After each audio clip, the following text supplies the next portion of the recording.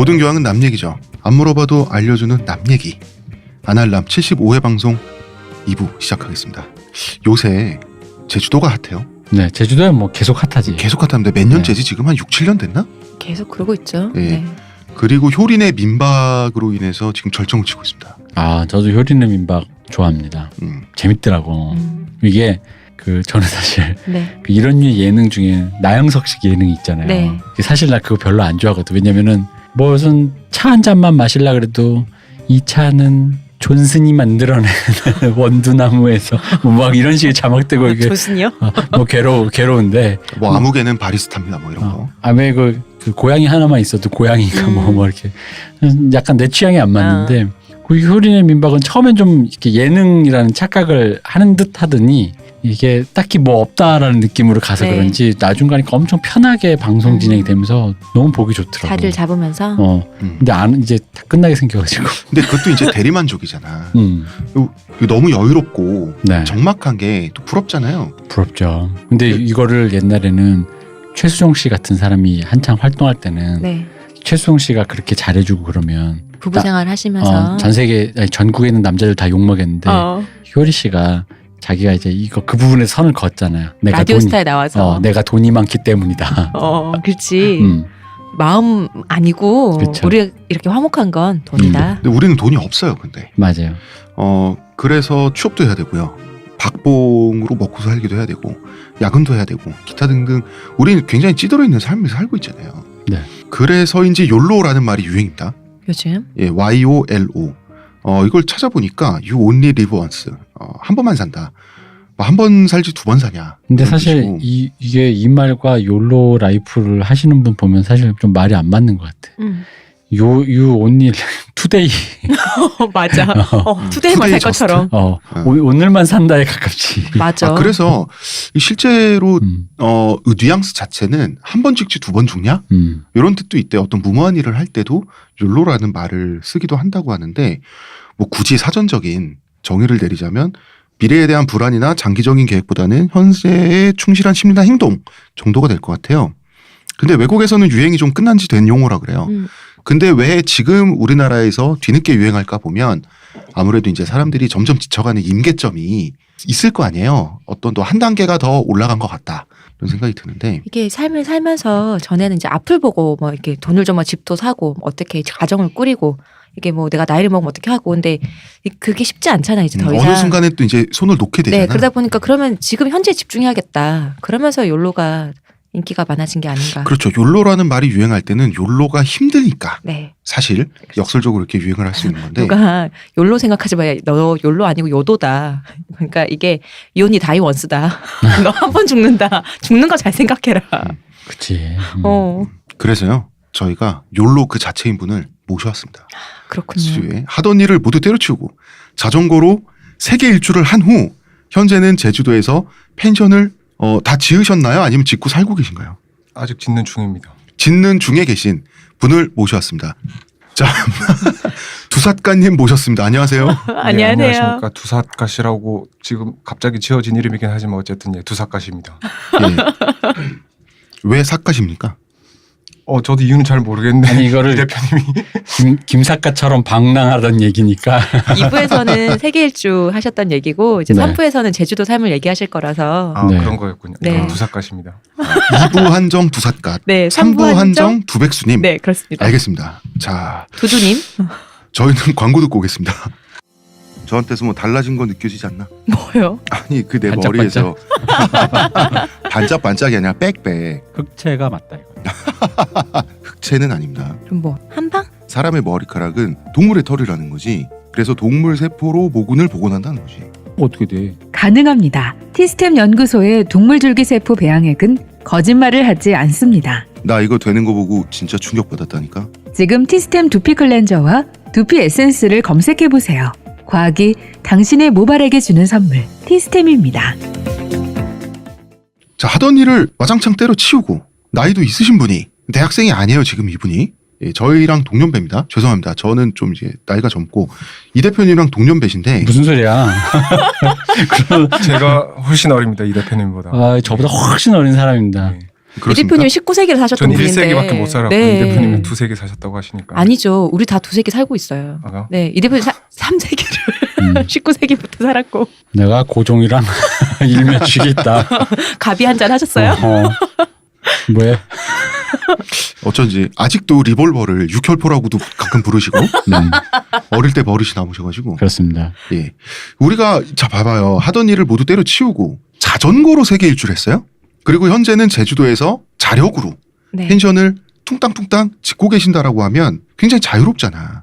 그죠? 느낌 자체가 네. 정말 무슨 책에 나올 것 같은 뭐 휴먼 다큐 뭐 이런 데 나올 것 같은 이런데 실제 오늘 제가 처음 뵈니까 피부도 까맣게 타시고 얼굴도 샤프하시고 수염도 기르시고 비니도 쓰고 계시고 어떤 전형적인 그 스테레오타입에 부합되는 부분이 있어요. 외모가 굉장히 자유로우십니다. 보헤미안에 부합되나요? 좀 그래요. 근데 이런 분위기를 이런 삶을 갖고 계신 분들을 많은 분들이 부러워하죠. 어떻게 저게 가능하지? 꿈은 꾸는데 나는 못할 것 같거든. 그래서 어떤 라이프를 거쳐왔기에 이런 삶이 가능할까? 저희가 한번 물어보겠습니다. 원래는 대구 분이시라고. 네, 고등학교까지 대구에서 나오고 그리고 이제 음. 대학교를 들어가면서 서울로 오게 되었죠. 아, 예. 동양이시군요, 저와. 예, 알고 있습니다. 시호님도 네. 대구 분이시죠? 네. 예. 그러다가 영화과를 진학을 하셨는데 네. 여기서 이제 부러운 포인트가 하나가 추가가 돼요. 보통은 어느 과가 취업 잘 되나 이런 건 이제 신경 써서 성적 맞춰서 들어가는데 예술은 좀 낭만적인 느낌이 있는데 어떤 계기로 영화학과를 들어가게 되죠? 이 부분이 좀 제가 말하면서도 좀 웃기게 들릴 수도 있는데 저는 예술이나 영화를 만들겠다는 생각이 없었고요, 사실은. 네. 그리고 또 취업 이런 것도 생각해 본 적이 없었고요. 왜냐 그러면 제가 좀 흔히 말하는 고등학교 시절에 질풍노도 주변인의 시간을 보내면서 이렇게 좀 이렇게 사고를 치고 그러면서 딱 하나 이유는 무조건 공부를 해서 대구를 뜨겠다. 너무 그리고- 이해할 수 있어요. 그리고 원서를 원서를 좀 답답하셨나?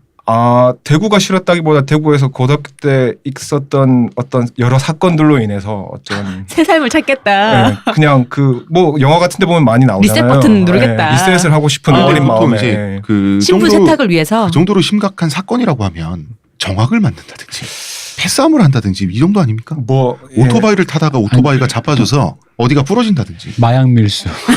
마약 밀수만 빼고 나머지는 홍 작가님 얘기하신 거에서 비슷한 선이라고 생각만 하시면 되고 뭐 자세한 얘기는 좀 하기 뭐 그렇지만 방화 이런 건가요? 네, 뭐 범죄까지는 아니었지만 어쨌든 뭐 저도 그렇고 주변에 일어난 일들과 뭐 이런저런 여러 가지 일들이 어쨌든 복합적으로 그렇게 돼서 새 삶을 살아야겠다. 새 삶도 아니고 그냥 시- 대구를 떠나야겠다. 신분 세탁을 해야겠다. 뭐 그런 생각에서 근데 영화과를 쓴 것도 원서를 이미 그때 제가 대학교 원서를 쓸 땐 3군데를 쓸 수 있었는데 정시에 이미 다 써놓은 상태에서 밤에 심심해서 그 책이 있죠. 안내 책자 같은 거를 네. 예. 보다가 모 대학교 영화과가 나와 있는데 전 당연히 그런 과는 실기나 뭐 이런 것들이 있는 줄 알았는데 아니더라고요. 수능 그다음에 본고사 저는 본고사 세대이기 때문에 내신 이거 뭐야. 그래서 그날 원서를 바꿔 쓰고 다음날 학교 가서 그 전날 밤에 아버님께 굉장히 욕을 먹고 하지만 아버님도 이미 어느 정도 반쯤 저를 포기한 그런 게 있기 때문에 마음대로 해라. 그리고 학교 가서 선생님한테 또 욕을 먹고 도장을 찍어 주십시오 해서 시험을 봐서 들어간 거죠. 그러니까 저는 다른 어떤 욕심이 없었던 거죠. 그러니까 뭐 이게 좀 이상하게 들릴 수는 있는데 영화과라고 했었어야지. 그러니까 영화과를 굳이 꽂은 이유는 딱 하나인데 앞으로 살면서 넥타이를 메고 출퇴근하면서 살기 싫다는 생각은 있었어요 그때. 네. 자, 여러분 듣는 사람들한테 네. 들으시는 분들 조금 이제 이런 말씀 드려줘야 돼. 20세기 후반이 이런 분위기였어요. 네. 그건 맞아요. 그때는 그치. 그랬습니다. 근데 이제 아버님께서 어느 정도 포기를 하셨다 말씀하셨는데 그래서 오케이 해주신 것 같아. 대학이라도 가겠다는 게 어디예요? 그런 건가? 예, 어. 그런 대구에서 아들을 손 놓기가 그렇게 그리 쉬운가? 거기 고담인데. 그러니까 이게 나중에 아마 뭐 여행 얘기를 하게 되면 또 나오게 될 수밖에 없는 얘기일 것 같은데 저희 부모님께 굉장히 제가 감사드리는 게 제가 심지어 저희 집의 장손입니다. 근데도 포기를 일찍 해주셨던 게 저로서는 너무 뭘 얼마나 하셨길래 포기를 하셨을까 저는 싶은데. 다만 마약 밀수. 얘가 어쨌든 그건 안 시험을 하셨대잖아. 봐서 서울에 있는 대학교를 간다는 것만으로도 충분히 만족해하셨던 뭐 그게 과는 상관없이 뭐 약간 그런 사정이 있었기 때문에 친척들끼리 만나도 요새 걔 어떻게 됐어? 요새는 사고 안 쳐? 이렇게 하면은 걔 그래도 공부해서 서울을 대학교 갔잖아. 요까지 다 오케이 할 수 있거든요. 그게 왜냐 그럼 저희 어머니도 예를 들어 주변에 친구의 자식들이 뭐 서울대를 갔다거나 네. 이런 얘기를 들어도 보통 뭐 자식이 제가 서울대는 아니니까 약간 기가 죽거나 할 수 있는데 저희 어머니 절대 그런 거 없습니다. 제가 주변에서 들어보면 우리 아들은 그렇게 사고 칠 거 다 치고 또 서울의 대학교 갔다. 갔다. 그럼요. 자부심을 느끼시는 어. 만큼 예, 그렇기 때문에 그럼요. 예. 어쨌든 그렇습니다. 예. 공부도 사고도 열심히 치신. 네. 알겠습니다. 머리도 열심히 하시는군요. 그러면은 대학교를 졸업하시고 네. 그 영화과를 선택을 하셨기 때문에 그래서 결국 넥타이와 양복에 구속되지 않는 그런 옷차림에 구속되지 않는 직업을 가지는 데는 성공을 하신 건가요? 완벽하게 성공했죠. 한 번도 그래 본 적이 없으니까. 그리고 그렇게 하고 싶었어도 그럴 수가 없었으니까. 예. 그렇죠. 그럼 영화 현장에 있게 되셨던 거군요. 예, 영화 현장에도 있었고 뭐 그 판에 이제 전형적인 그런 거죠. 뭐 시나리오를 쓰고 뭐 여기도 가보고 뭐 스텝도 하고 이런저런 과정을 쭉 거쳤던 거죠, 저도. 예. 근데 보통 그런 과정을 잠깐만 그 전에 내가 한 가지 물어볼 게 있다. 네. 양복과 넥타이가 그렇게 싫었을까요? 그러니까 양복과 넥타이는 상징적인 거고요. 저는 아침에 그러니까 학교 다닐 때와 아무 다를 게 없다라는 어릴 때 생각에 아침에 같은 시간에 일어나서 하루 종일 같은 곳에 있다가 같은 곳에 나온다는 자체가 너무 싫었고 그러니까 그게 제 성격인지 아니면 어릴 때 뭐 어떤 일련의 시간 동안에 제가 뭐 생각한 건지 전 지금은 모르겠지만 어쨌든 그게 너무 싫었다라는 것만은 이제 확실히 기억하고 지금도 한 그렇고 공간에 계속해서 같은 시간 동안 매여 있는 게 너무 싫으셨군요. 그렇다고 봐야겠죠. 네. 예, 예.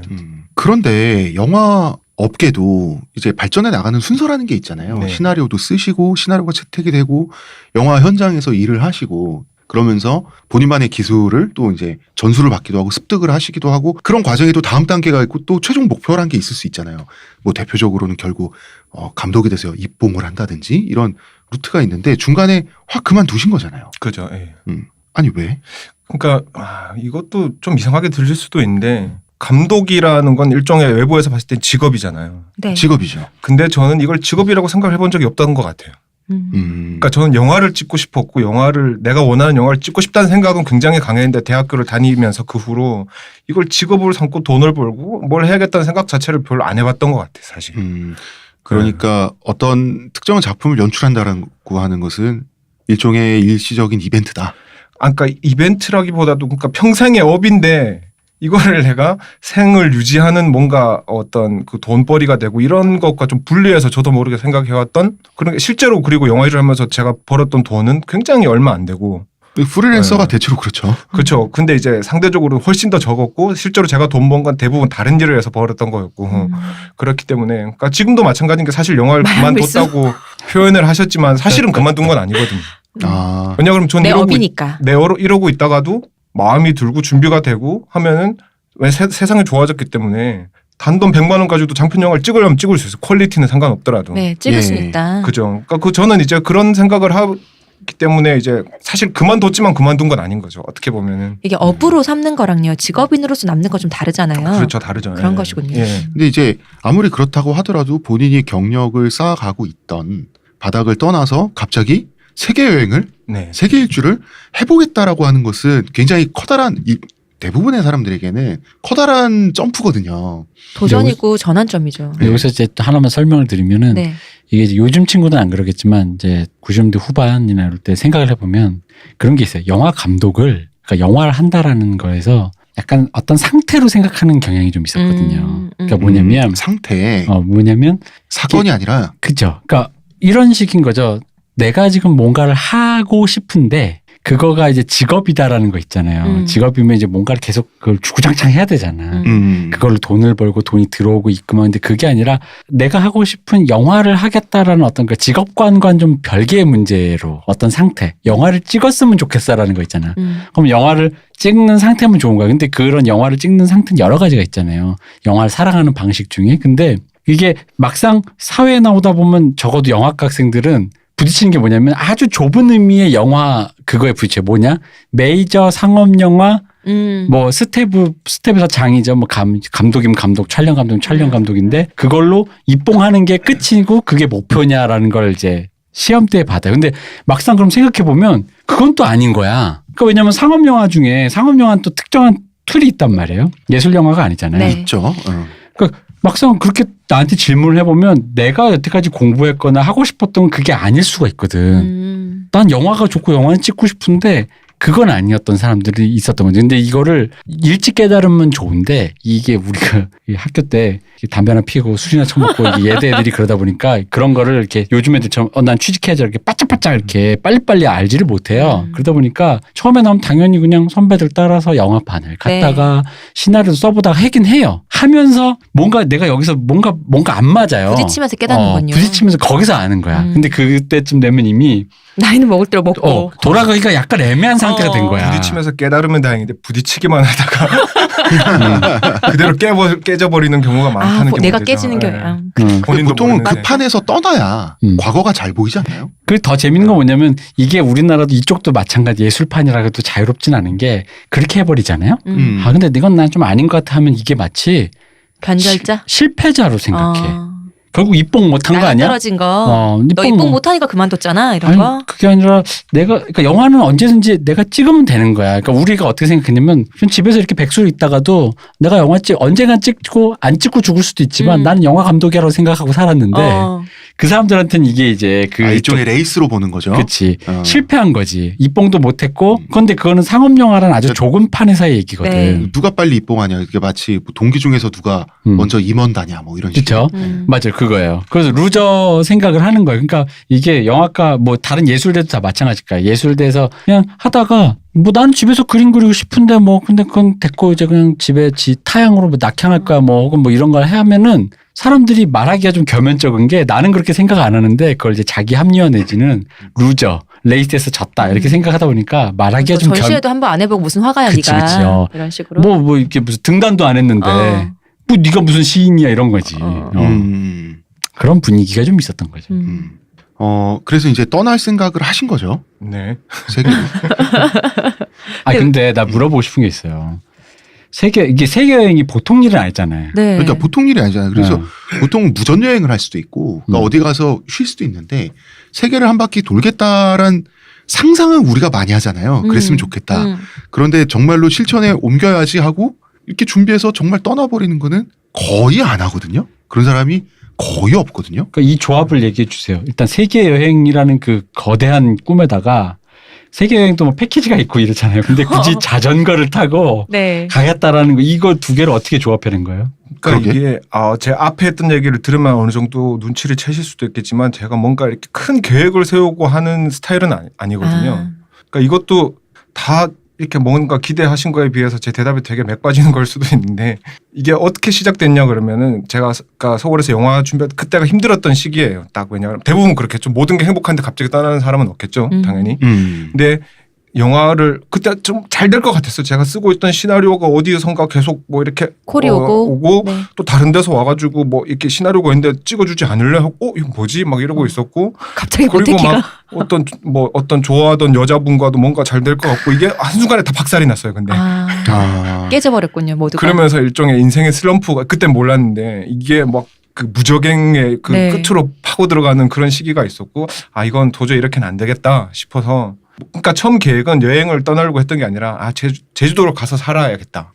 살고 싶다. 그때부터 생각하셨군요. 계획을 한 것도 아니고 우리나라에 있는 섬이니까. 그죠. 제주도 머니까. 그 전에 이제 머리 식히러 여러 번 갔어 너무 좋았고 그렇기 때문에 근데 어차피 정리하고 이사 갈 거 여행이나 좀 해볼까? 좀 이상하게 들리겠지만 여행을 제가 별로 좋아하지도 않습니다 사실은.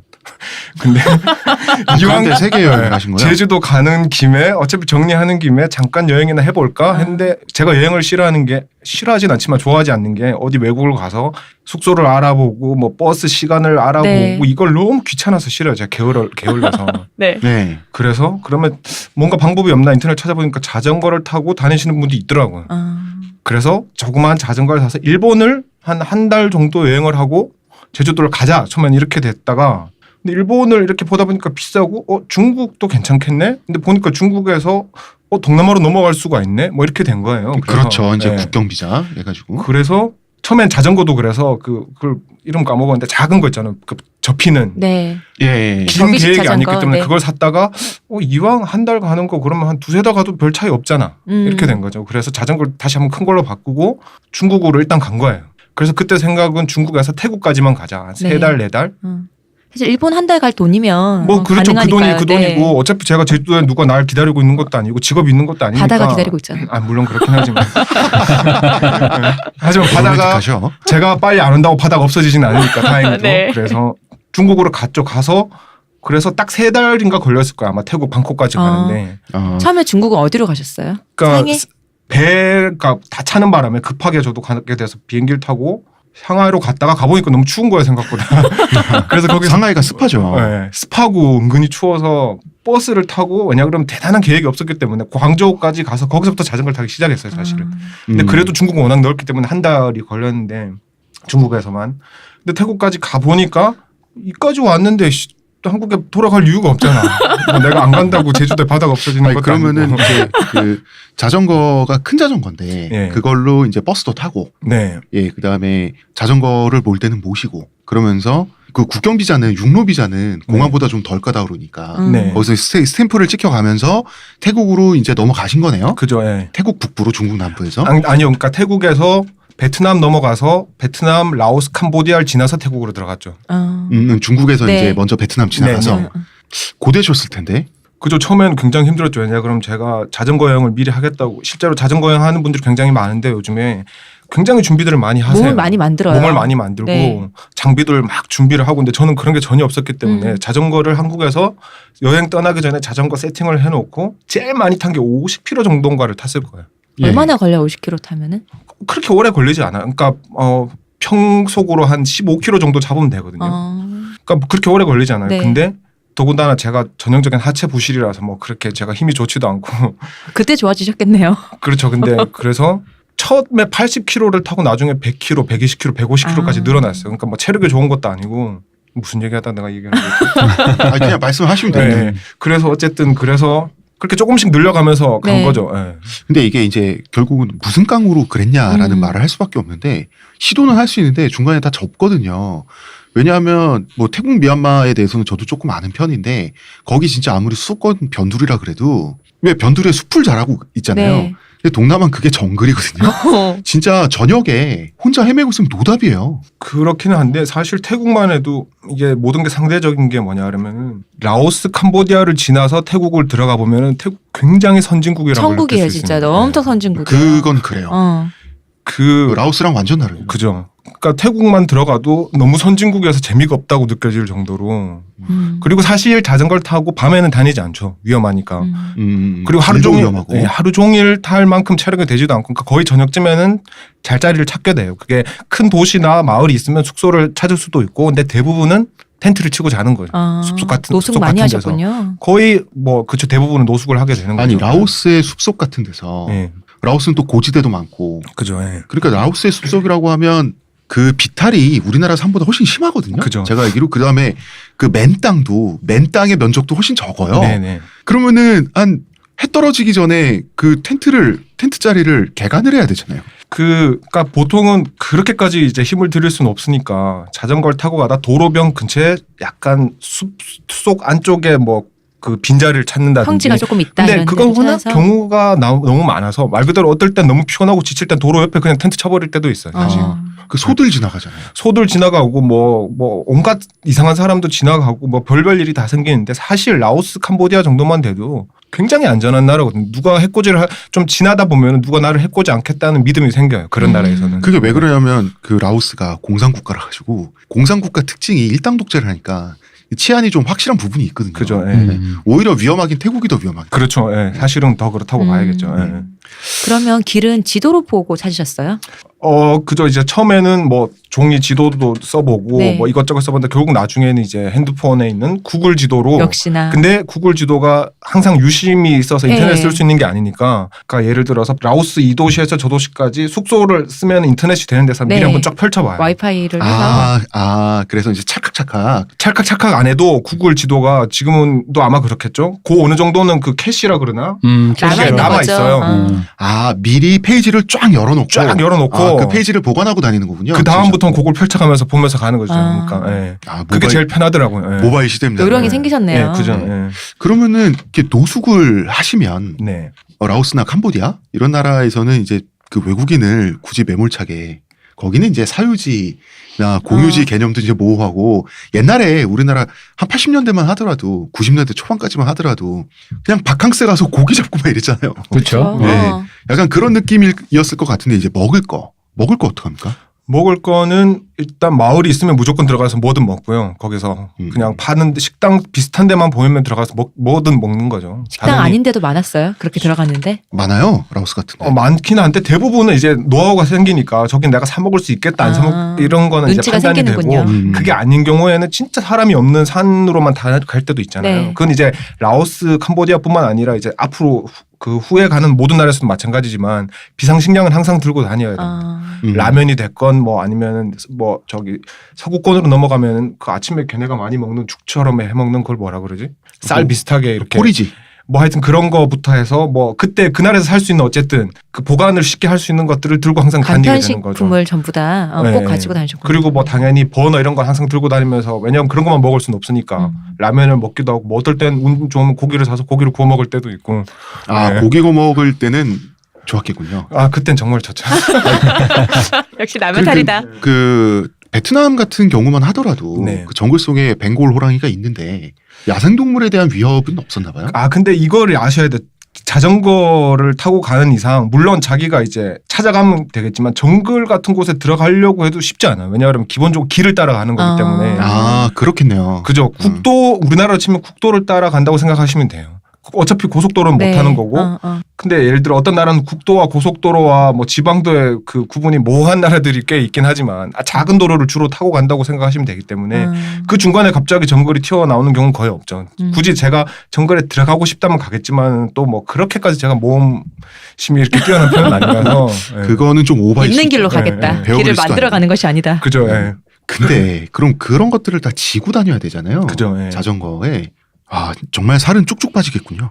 그렇죠. 지금도 뭐 제가 그렇게 살이 이렇게 많이 찐 스타일은 아닌데 네. 제가 방콕 3개월 동안 자전거를 타고 방콕 가서 쟀을 때 제가 한국에서 떠나기 전보다 11kg가 빠졌어요. 그리고 저도 어느 날 이렇게 숙소에서 샤워를 하고 거기 이렇게 거울이 있어서 보고 제 배에 왕자가 있더라는 걸 보고 깜짝 놀랐어요. 따로 복근 운동을 한 적도 네가 있었단 없는데 말이더냐. 살이 빠지면서. 자, 참고로 이분의 외모는 네. 타이거 JK와 아주 흡사합니다. 수염 때문에 아마도. 그렇습니다. 네. 그러면은 며칠째 숙소가 안 나온다 그러면은 뭐 씻는 것도 참고 이러면서. 예, 그죠. 그런 것도 이제 노하우가 생깁니다. 일단 다니다 보면 처음에는 군대에서 보통 그 훈련할 때 하던 물티슈로 이렇게 조금씩 중요 부위만 닦으면서 근데 그것도 굉장히 찝찝한 게 하루 종일 자전거를 타기 때문에 특히 땀이. 더운 나라에서는 막 40도 되는 나라에서는 잠을 잘 수가 없어요. 그렇게 되면 찝찝해서. 그쵸. 그리고 네. 그 모기도 있을 텐데. 모기도 엄청 많고 이제 나중에는 더운 나라에서는 그 1.5리터 페트병 물 우리나라에서 뭐 네. 삼다수 이런 것처럼 그거 다 마신 물에다가 어디선가 물을 그냥 마시는 물 말고 다른 물을 얻어서 들고 갔다가 밤에 그걸로 한번. 그걸로 그냥 하면은 다 못 씻어요. 네.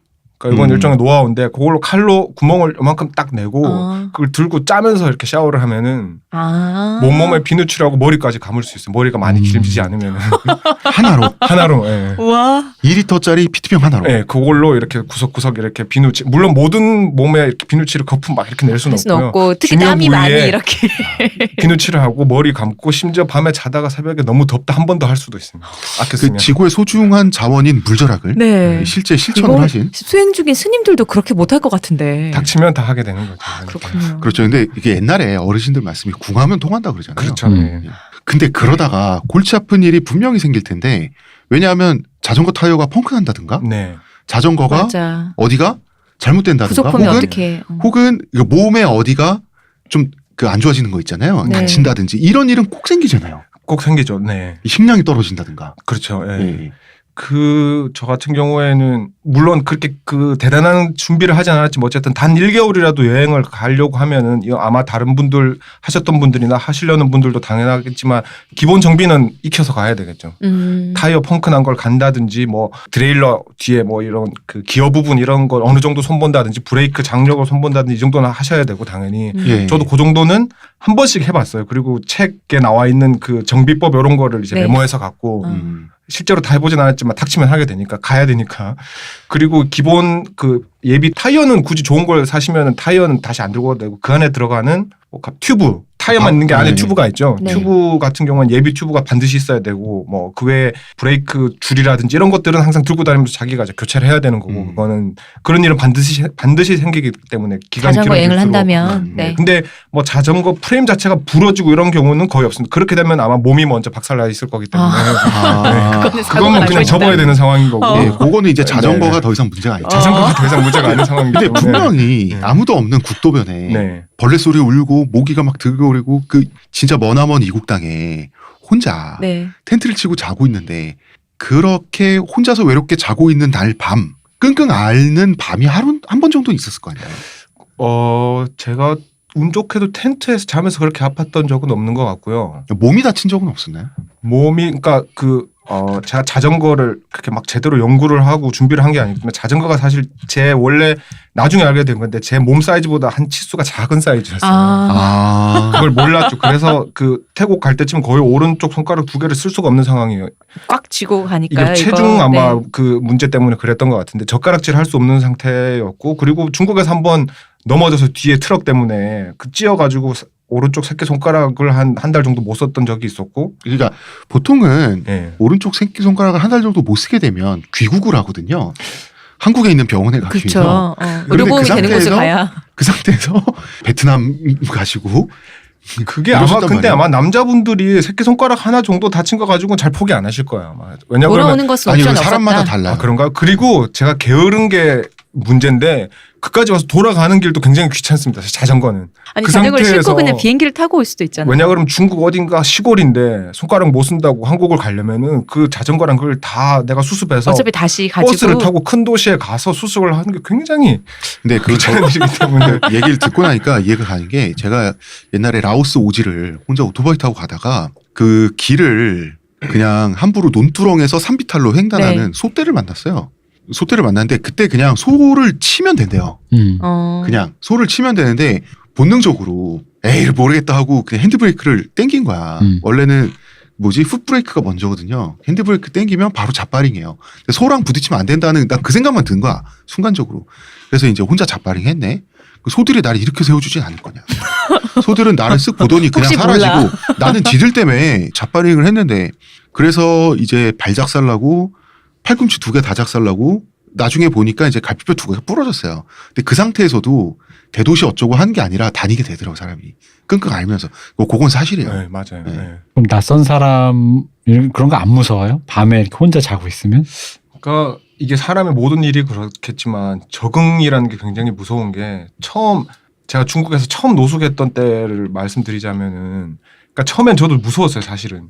제가 막 굉장히 용기가 많거나 모험심이 많지 않다는 걸 여러 번 강조했지만 처음 한 며칠 동안은 자전거를 타면서 굳이 힘들게 뭐 90km 타면 될 걸 120km를 30km를 더 달려서 숙소에 있는 마을에 가고 그랬단 네. 말이에요. 근데 어느 날은 진짜 빼도 박도 못하게 그럴 수 없는 상황이 왔어요. 드디어 어쩔 네. 수 없이 텐트를 치어야 되는데 그래서 막 찾다가 어떤 폐가의 뒷마당에 네. 가가지고 처음으로 이제 텐트를 쳤던 밤이었거든요. 근데 막 그때는 밤에 바람 소리만 싹 들려도 자다가 깨고 깊이 못 자고 선잠 잤을 것 같아요. 그죠 그렇게 되죠. 그리고 막 너무 제가 안 익숙하니까는 잠잘 자리를 찾는 게 안 익숙하니까 시간이 오래 걸려서 거의 해 떨어질 무렵에 겨우 거길 찾아서 텐트를 치고 잤는데 다음 내려나 보니까 그 주변에 다 똥밭이었고 몰랐어요 그걸. 근데 원효대사네. 원효대사인 거죠. 근데 그게 한 번 두 번이 반복되면 나중에는 괜찮아요. 그러니까 어떤 마음이 드냐 그러면은 뭐 죽기밖에 더 하겠어요 이런 마음도 들고 사실. 그러니까 좀 위험한 일도 여러 번 이게 있었는데 더하지 않고 정말 안 죽어서 요런 문제인 경우가 네. 있잖아요. 근데 이제 그게 더 이런 건 문제긴 있어요. 하죠. 그 중국에서 벌어지는 엽기적인 사건들만 채집된 그 네. 웹을 보면은 굉장히 중국이 위험할 것 같고 인구도 많고 땅도 넓으니까 이제 진짜 어떻게 한 번 오지로 잘못 들어가면 들어가면 못 빠져나올 것 같은 미궁처럼 느껴진 건 사실인데. 왠지 이러다가 호스텔 같은 영화에 그런 데로 끌려가서 팔다리 작살나고. 근데 실제로 서커스 만나는 하고 있고. 중국인들은 되게 낙천적이고 대체로는 친절해요. 네 맞습니다. 네. 네. 그리고 한국인은 일본인보다 특별히 안전한 건 맞아요. 일본인들은 정말 중국에서. 싫어요. 특히 남부로 갈수록. 특히 난징과 가까워질수록. 예. 그러면은 어디를 가보셨어요? 국가들을 쭉 나열을 하신다면. 국가들을 다 기억이 날지 모르겠네. 일단은 일단- 몇 년에 가셨어요? 2년 조금 안 됐어요. 우와. 그 처음에 한 달로 생각을 했다가 한 달로 된 게 엄청 늘어난 거죠. 그러니까 2년 가까이가 예. 돼버린 거죠. 그게 그러니까 나라는 너무 많으니까 경로를 대충 경로를 대충 하자면 네. 태국까지 갔잖아요. 태국에서 원래는 인도로 가려고 했는데 뭐 일단 문제가 생겨서 못 가게 되고 바로 그 중간에 나라들은 제가 갈 수가 없었어요. 뭐 파키스탄 이런 데는 네. 뭐 비자 문제도 있고 여러 가지 뭐 다시 국제 정세 문제도 있고 그래서 예. 이란으로 넘어갔어요. 비행기를 타고. 이란. 예. 이란 어쨌든 들어갈 수 있었으니까 이란에서 다시 출발을 해서 쭉 지나서 그러니까 아시아 끝쪽을 지나간 거죠. 그러니까 이란 지나서 뭐 터키, 아르메니아, 뭐 조지아 이런 나라들을 네. 지나서 유럽으로 들어가서 발칸 국가 그쪽의 나라를 훑고 유럽은 옛날에 제가 이미 여행을 가봤고 너무 비싸기 때문에 네. 그때가 또 여름철이었기 때문에 예. 최대한 빨리 지났지만 사실 중간에 잠깐 네덜란드에서 한 달 정도 머물렀던 건 이제 여행과 상관없이 약간 다른 일이 있었던 거고 마약 밀매. 네. 역시 네덜란드인가? 암스테르담이야? 암스테르담? 그랬으면 참 좋았겠지만 또 그러지 못하고 어쨌든 그래서 다시 스페인까지 가서 스페인에서 비행기를 타고 아르헨티나로 가서 아르헨티나가 이제 또 거의 남미에 가서 예, 남미 제일 끝쪽이죠. 아르헨티나가 거의 밑에 거기서부터 있죠. 더 밑으로 그 칠레 파타고니아까지 가서 거기서부터 쭉 올라가서 북상을 하신 남미를 거군요. 그죠 쭉 지나서 올라와서 남미 어디여서 내가 에콰도르에선가 아마 그 배를 타고 넘어갈 수도 있는데 너무 수속이 복잡하고 또 제가 게으르다 보니까 비행기를 타고 파나마 넘어가서 중미로 넘어가서 중미를 쭉 다시 자전거를 타고 올라가서 거의 뭐 이제 코스타리카도 있고 다 지나서 네. 엘살바도르 뭐 온두라스 이런 나라를 다 지나서 멕시코에서 쿠바를 들어갔다가 쿠바에서 캐나다로 넘어가서 캐나다에서 자전거를 타고 다시 미국 뉴욕까지 가서 뉴욕에서 꿈에 그리던 뉴욕 생활을 한 달 정도 즐기고 뉴요커의 생활을. 그리고 일본 잠깐 들렀다가 그리고 제주도를 마지막 여행지로 삼고 서울 올라갔던 게 이제 루트인 거죠. 굳이 이렇게 짧게 말하자면. 예. 야, 여권이 한 권이 아니었겠는데요? 하나가 아니었겠는데요, 진짜? 그죠? 아니요, 근데 뭐 의외로 그래봐야 우리나라 여권이 상당히 그 페이지가 페이지 수가 많기 때문에 많아서? 그리고 한 페이지당 하나를 찍진 않기 때문에 그렇네요. 아, 그 말씀을 대충 들으니까 경악인데 음. 일단 그러면 이렇게 유럽은 네. 북유럽하고 서유럽이 물가 차이가 큰가 봐요.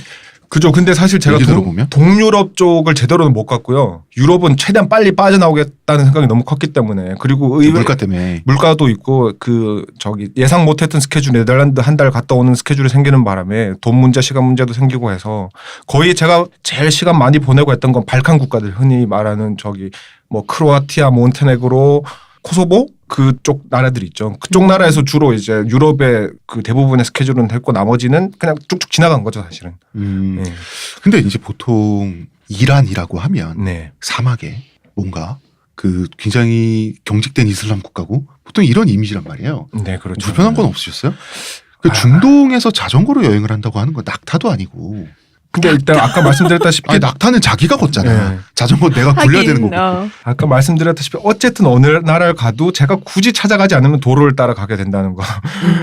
그리고 근데 이란에서는 사실은 제가 또 다른 문제가 생겼던 게 이란은 그러니까 거기서 바로 비자를 받았는데 15일짜리를 받았는데 제가 거의 여행을 못 하고 빠져나올 수밖에 없었던 게 짐을 다 잃어버렸어요. 거기서. 아, 그럼 도둑을 맞은 건가요? 그러니까 공항에서 도둑을 맞았어요.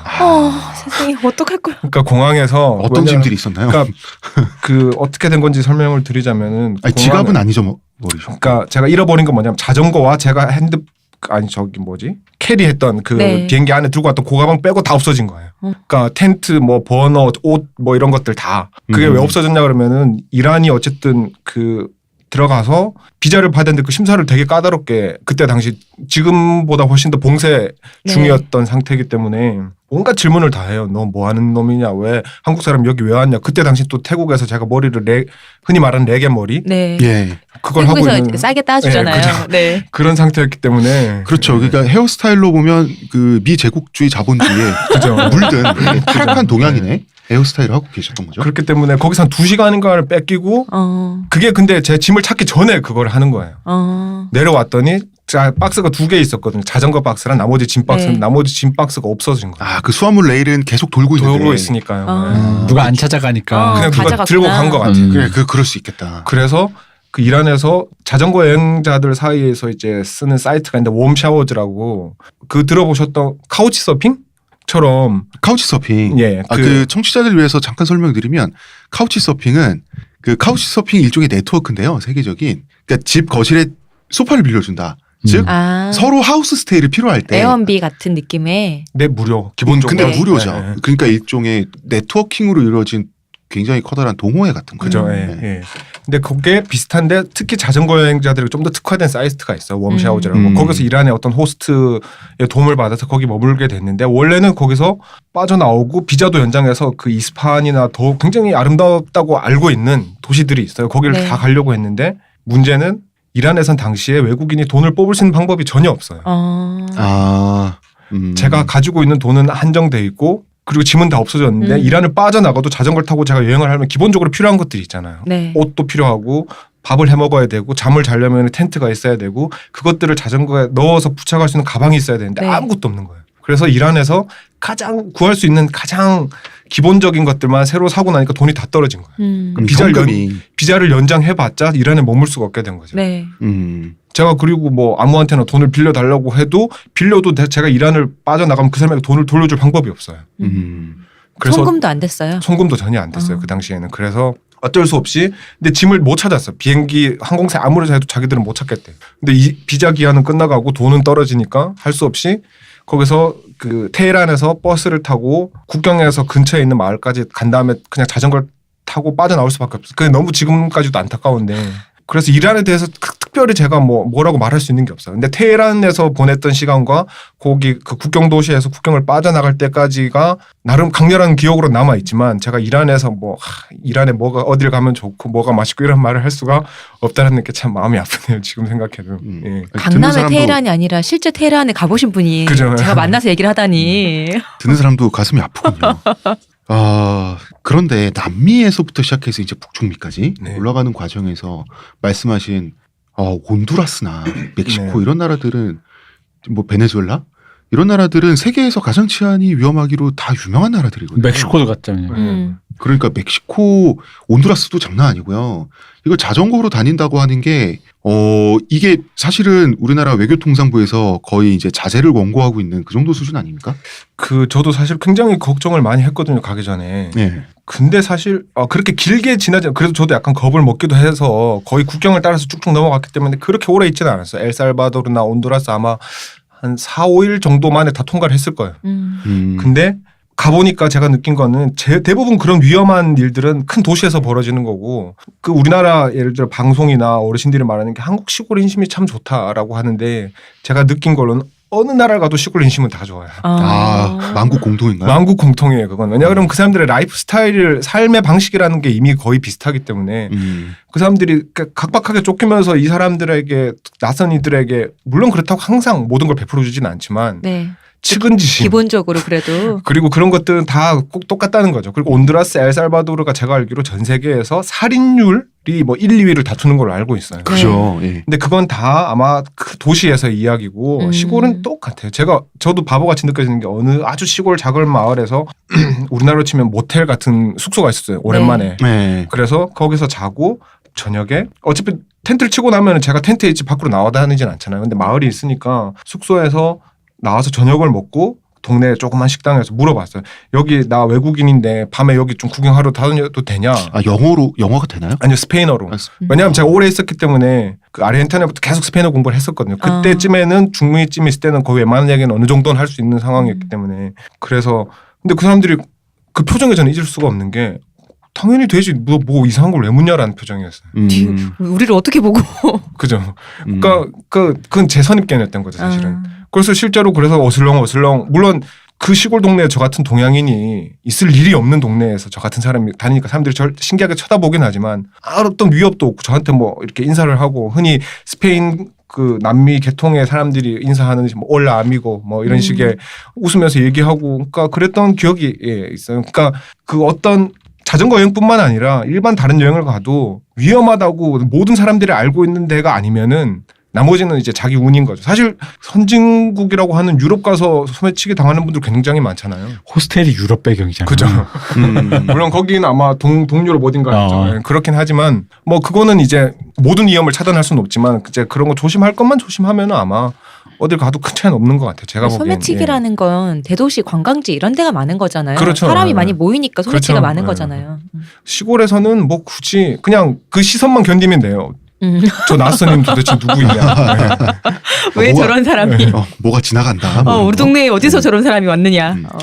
가장 고생스러웠던 기억이 그래도 있으실 텐데 그 중에 특별히 제가 육체적으로 제일 힘들었던 데는 그 파타고니아 그 칠레 아래쪽 네. 부분이죠. 그러니까 남미 대륙의 거의 끝 부분인데 거기가 그 대륙풍이라고 그러죠. 그게 굉장히 심해요. 제주도가 지금 뭐 바람이 심하다고 하는데 제주도가 삼다가 여자가 많고 바람이 많고 돌이 많고. 돌이 많다. 예. 네. 근데 제가 지금 물인가? 예. 제주도에 돌. 살고 있지만 제주도에서 특히나 저 사는 동네가 굉장히 바람이 심하기로 유명한 동네인데 거기서 겨울에 바람이 굉장히 심하게 분다고 생각하는 정도의 바람이 24시간 불어요. 거기. 그럼 거의 걸어 다니기 힘든 거 아니에요? 걸어 다니기가 자전거는 힘들어요. 고사하고. 근데 그거를 또 제가 무식하게 그 얘기를 들었음에도 불구하고 안 닥쳐가 제가 안 해봐서 경험이 없으니까 에이 뭐 그래봐야라고 생각하고 바람인데 역풍을 맞으면서 간 거예요. 그러니까 대부분 저도 나중에 알았어요. 사람들이 그래서 밑에서부터 안 올라가고 위에서부터 내려오는 게 그 이유 때문인 거예요. 순풍을 받기 위해서. 근데 전 그것도 모르고 거기서부터 갔다가 그리고 그때가 왜냐 그러면 제가 아르헨티나 처음에 가가지고 스페인어도 배우고 좀 쉬고 싶어서 부에노스아이레스에서 한 달 넘게 2달 가까이를 있다가 자전거 거의 타지 않은 상태에서 바로 오랜만에 글로 가가지고 역풍을 맞으며 거의 뭐 그 40, 50 정도 태풍급의 되는 역풍을 맞으면서 그런 바람 속에서 자전거를 타겠다고 갔으니 거의 중간에는 탈진에 저체온증에 그러니까 거기가 위험한 게 왜 무섭냐 그러면 조상님이 막 보이고 그랬을 것 같아. 그죠 옆에 갓길이라고 있는데 그게 비포장 갓길이에요. 네. 근데 자전거를 타고 가다 보면은 자동차 바퀴 흔적이 옆으로 이렇게 어떻게 지금 뭐 이렇게 휙휙 영상이 이렇게 없으니까 가는 거 말씀하시는 옆으로 빠졌다가 거죠? 다시 돌아간 자국들이 네. 틈틈이 계속 나와요. 그 그게 스키드 뭐냐면은 마크. 차가 바람에 밀려서 이렇게 도로 밖으로 밀렸다가 다시 들어간 거예요. 그 차들이. 차에 차가 스키드 마크가 생길 정도로 바람이 많이 불면 그죠. 근데 그 바람이 딱 또 이렇게 부는 것 정면에서 제 이마로 부는 게 아니라 제 이마 왼쪽 45도 방향에서 와는 거예요. 그러니까 중심 잡기가 더 힘든 거죠. 그쵸. 네. 그러니까 차들도 그 바람에 잠깐 딴짓하면서 밀리면 이렇게 오는 거예요. 말 그대로 옆으로 빠졌다가 다시 도로로 들어가는 거예요. 위험하기도 위험하고. 그러니까 그거를 계속 바람을 맞고 가니까 자전거 분명히 타고 있었는데 뒤에서 빵빵하는 소리가 들렸어요. 그래서 뭐지 하고 정신을 딱 차려봤는데 제가 중앙선으로 달리고 있더라고요. 그러니까 그때 그러니까 제가 잠깐 정신이 나갔던 거예요. 자전거를 타고 있는데도 뭐 이따 그랬을 뿐만 아니라 또 탈진에다 뭐 이래서 이렇게 자전거 운전 몇 시간이나 하신 거예요 거기서? 그러니까 하루 종일 탔어요 진짜. 근데 예를 들어 평지 보통 다른 나라 기준으로 하루 종일 타면 못 타도 정말 천천히 타도 하루 100km는 타거든요. 네. 진짜 아니면 뭐 중간에 다 밥 먹고 다 쉬어도 80km 이상은 타요. 정말 아무것도 안 한다고 네. 생각하고 타도 근데 그때 하루 종일 타고 30km를 못 갔어요. 아니 근데 게다가 남미는 유럽에 비해서 경사가 또 많잖아요. 그러니까 거기는 유럽 자체가. 그 길은 파타고니아는 이제 구간이 있는데 처음 바람이 맞았던 건 완전 평지예요. 근데 거기서 그러니까 문제는 바람 피할 곳이 단 한 군데도 없는데 그 바람을 계속 맞아요. 바람 피할 곳이 어디밖에 없냐 그러면은 도로 옆에 그 펜스 있잖아요. 네. 펜스 기둥이 서 있었을 거 아니에요. 그 뒤에 그 뒤에 요만큼 이렇게 들어가 있으면은 살짝 쪼그리고 앉아 있어요. 머리에 이렇게 부는 바람만 막을 수 있어요. 근데 거기라도 앉아서 바람을 피해도 안 그러면 정말 너 죽을 것 같아서. 그러니까 그 구간을 지나고 나면 나중에 파타고니아 루트 아마 시엔테 루트 7이라고 돼 있는 데를 들어가면 다시 산지가 나고 이런 식으로 돼 있었는데 그땐 정말 육체적으로 정말 힘들었죠. 내가 지금 뭐 하고 있는 짓인가. 근데 뭐 되돌아갈 수도 없고. 그죠. 되돌아가는 건 약간 그리고 그러니까 되돌아가면 지금까지 바람을 참은 게 억울해지잖아요. 그죠. 근데 그게 항상 보면은 우리 어릴 때 어디 갈 때 중간에 느끼는 기분이 이게 뒤로 갈 수도 없고 앞으로 갈 수도 없는 상태인 거죠. 사실 그게. 그죠. 그렇죠. 네. 그 중간에 뭐 곤란해. 세븐일레븐 편의점 있는 것도 아니고. 그러니까. 어쨌든 제가 뭐 다리가 부러진 게 아닌데 이걸 가가지고 약간 이거 쓸데없는 자존심인데 너 왜 돌아왔어? 바람이 너무 세서 왔어. 이런 말하는 건 좀 그렇잖아요. 그냥 나 너무 외로웠어. 이런 말은 좀 멋있어 보일 수 있는데 바람이 너무 세서 이런 말은 못할 것 같으니까. 어느 날 바람이 나를 너무 외롭게 해서 그건 괜찮네. 그럴 줄 알았으면. 그 반대로 기억에 남는 예. 즐거운 순간을 한번 이렇게 딱 찍으시면 엄청 많으시겠지만 엄청 많으시겠지만 그 사실 너무 많은데. 이것도 물어봐야겠다. 그러면은 먼저 네. 이걸 그렇지 물어볼게요. 세세하게 갈라치기 아니, 해서 물어봐야지. 갈라치기 해서 물어봐야겠다. 최악의 음식 먹었던.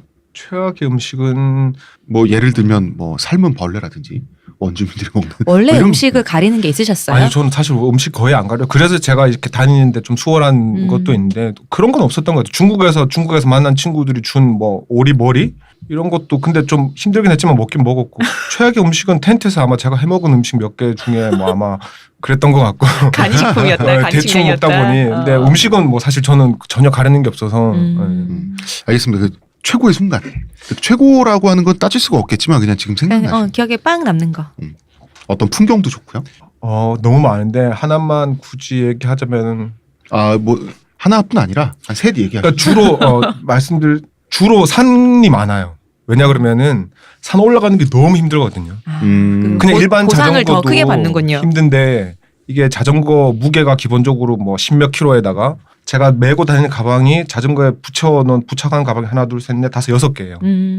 그 무게만 해도 20kg 그때 다르지만 식량이나 이런 거에서 20kg 30kg가 되니까 거의 자전거까지 합하면 60kg 정도를 항상 메고 다니는 거잖아요. 근데 오르막은 훨씬 힘들어요. 그러니까 그 무게 때문에.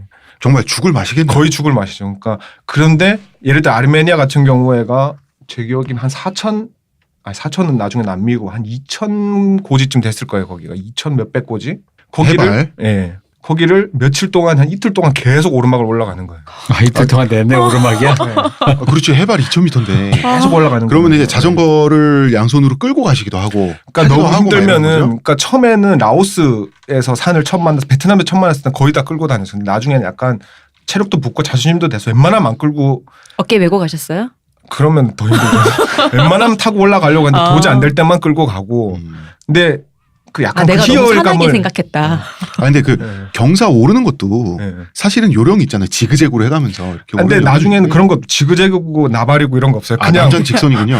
그 왜냐면 가장 최단 지그재그도 한 몇 시간이면 효과가 있을지 모르겠는데 그게 하루 이틀 하루 종일 일이라고 생각하면 별 의미가 없어요. 그냥 묵묵히 가장 고개를 숙이고 짧은. 내 자전거 앞만 보면서 다리를 움직이는 수밖에 없어요. 다른 방법은 없고. 그리고 힘들면은 쉬고 타고 담배 피우고 쉬고 타고 이거밖에 없어요. 근데 고행 수준인데요. 거의 그거는? 그렇죠. 예. 그래서 이틀 걸려서 올라가서 고지를 딱 찍고 기념사진 찍고 담배를 피고 그때부터 다운힐을 하면 거기가 고지가 만년설이에요. 위에가.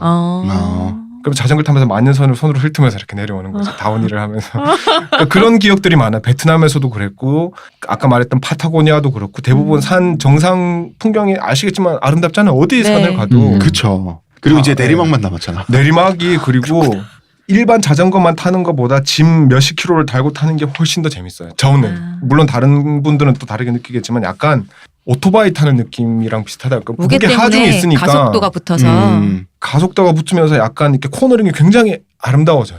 그냥 자전거를 타는 것보다 비틀비틀하는 맛이 없이 무게 중심이 깔리면서 말씀 드리니까 굉장히 위험하게 들리는데. 하죠. 그래서 뭐 실제로 뭐 죽거나 사고 당하신 분들 얘기도 많이 들었고, 근데 이제 그 아드레날린에 네. 펌핑하는 그런 느낌이 있는 거죠. 그러니까 저는 그래도 좀 나이가 먹었고 그닥 모험심이 많지 않아서 되게 조심하면서 탔지만 중간에 만나던 어떤 친구들은 저러다 죽겠구나 하는 친구들도 꽤 있었거든요, 사실은. 그러니까 처음에 초반에 중국에서 만나서 잠시 같이 다녔던 한국 분들도 있었고 나중에는 다니면서 이렇게 중간중간 만나는 외국 친구들도 있어요. 여행객들이 그러면 있으니까요. 코스가 비슷하면 하루 이틀 같이 갈 때도 있고 네. 서로 그냥 엇갈리는 거면 인사하고 다음 길이 어떠냐, 마을이 언제 나오냐 이런 정보만 주고받을 때도 있고요. 네, 그렇죠. 로맨스 없었나 로맨스? 그러니까 자, 로맨스. 개그- 정처 없이 궁금해. 세계를 여행할 때 머나먼 이국에서 이국의 여인과의 어떤 그 썸 잠깐. 하는 거 있잖아. 제가 이런 말 들어서 죄송하지만 저희 방송 많이 들으셨으니까 네. 꼭 여인이랑 보장 있어요?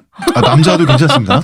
그러니까 남자도 만날 수 있다 뭐 어떤 가능성이 많아지는 거니까 저도 참 좋겠지만 그렇게 태어나질 못해서 불행히도 여자밖에 예 어쨌든 그렇군요. 로맨스 있었나요?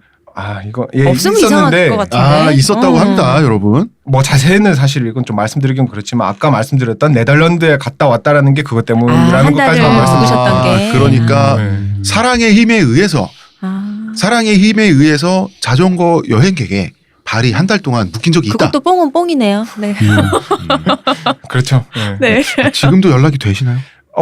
지금 한 가끔 그냥 이메일로 친구인 거 아니에요? 그냥 그래서 연락은 하는데 뭐 예. 그분의 국적은 어떻게 돼요? 네덜란드로 갔으니까 알겠습니다. 바람이 나를 외롭게 하는데 있겠지 로맨스가. 다른 로맨스는 없었나요? 한 번이었나요?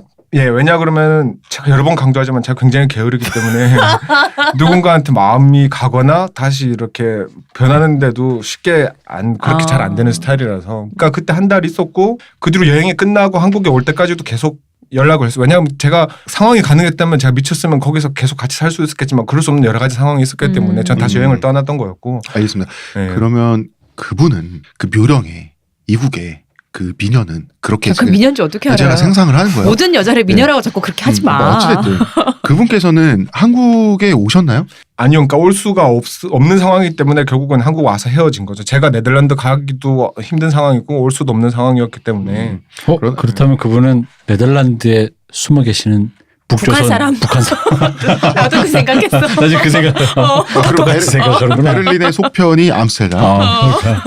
그러면 참 영화 얘기 같았겠지만 슬프게도 눈동자가 파란색이었습니다. 그거 렌즈일 수도 있어요. 그 생각은 참 북한 고위 간부의 알겠습니다. 여기까지만 들어보면 네. 모험가 그 자체다. 자, 저희는 일단 얘기가 너무 재밌는데요. 중간에 광고는 한번 들어야 됩니다. 네. 광고 듣고 오시죠.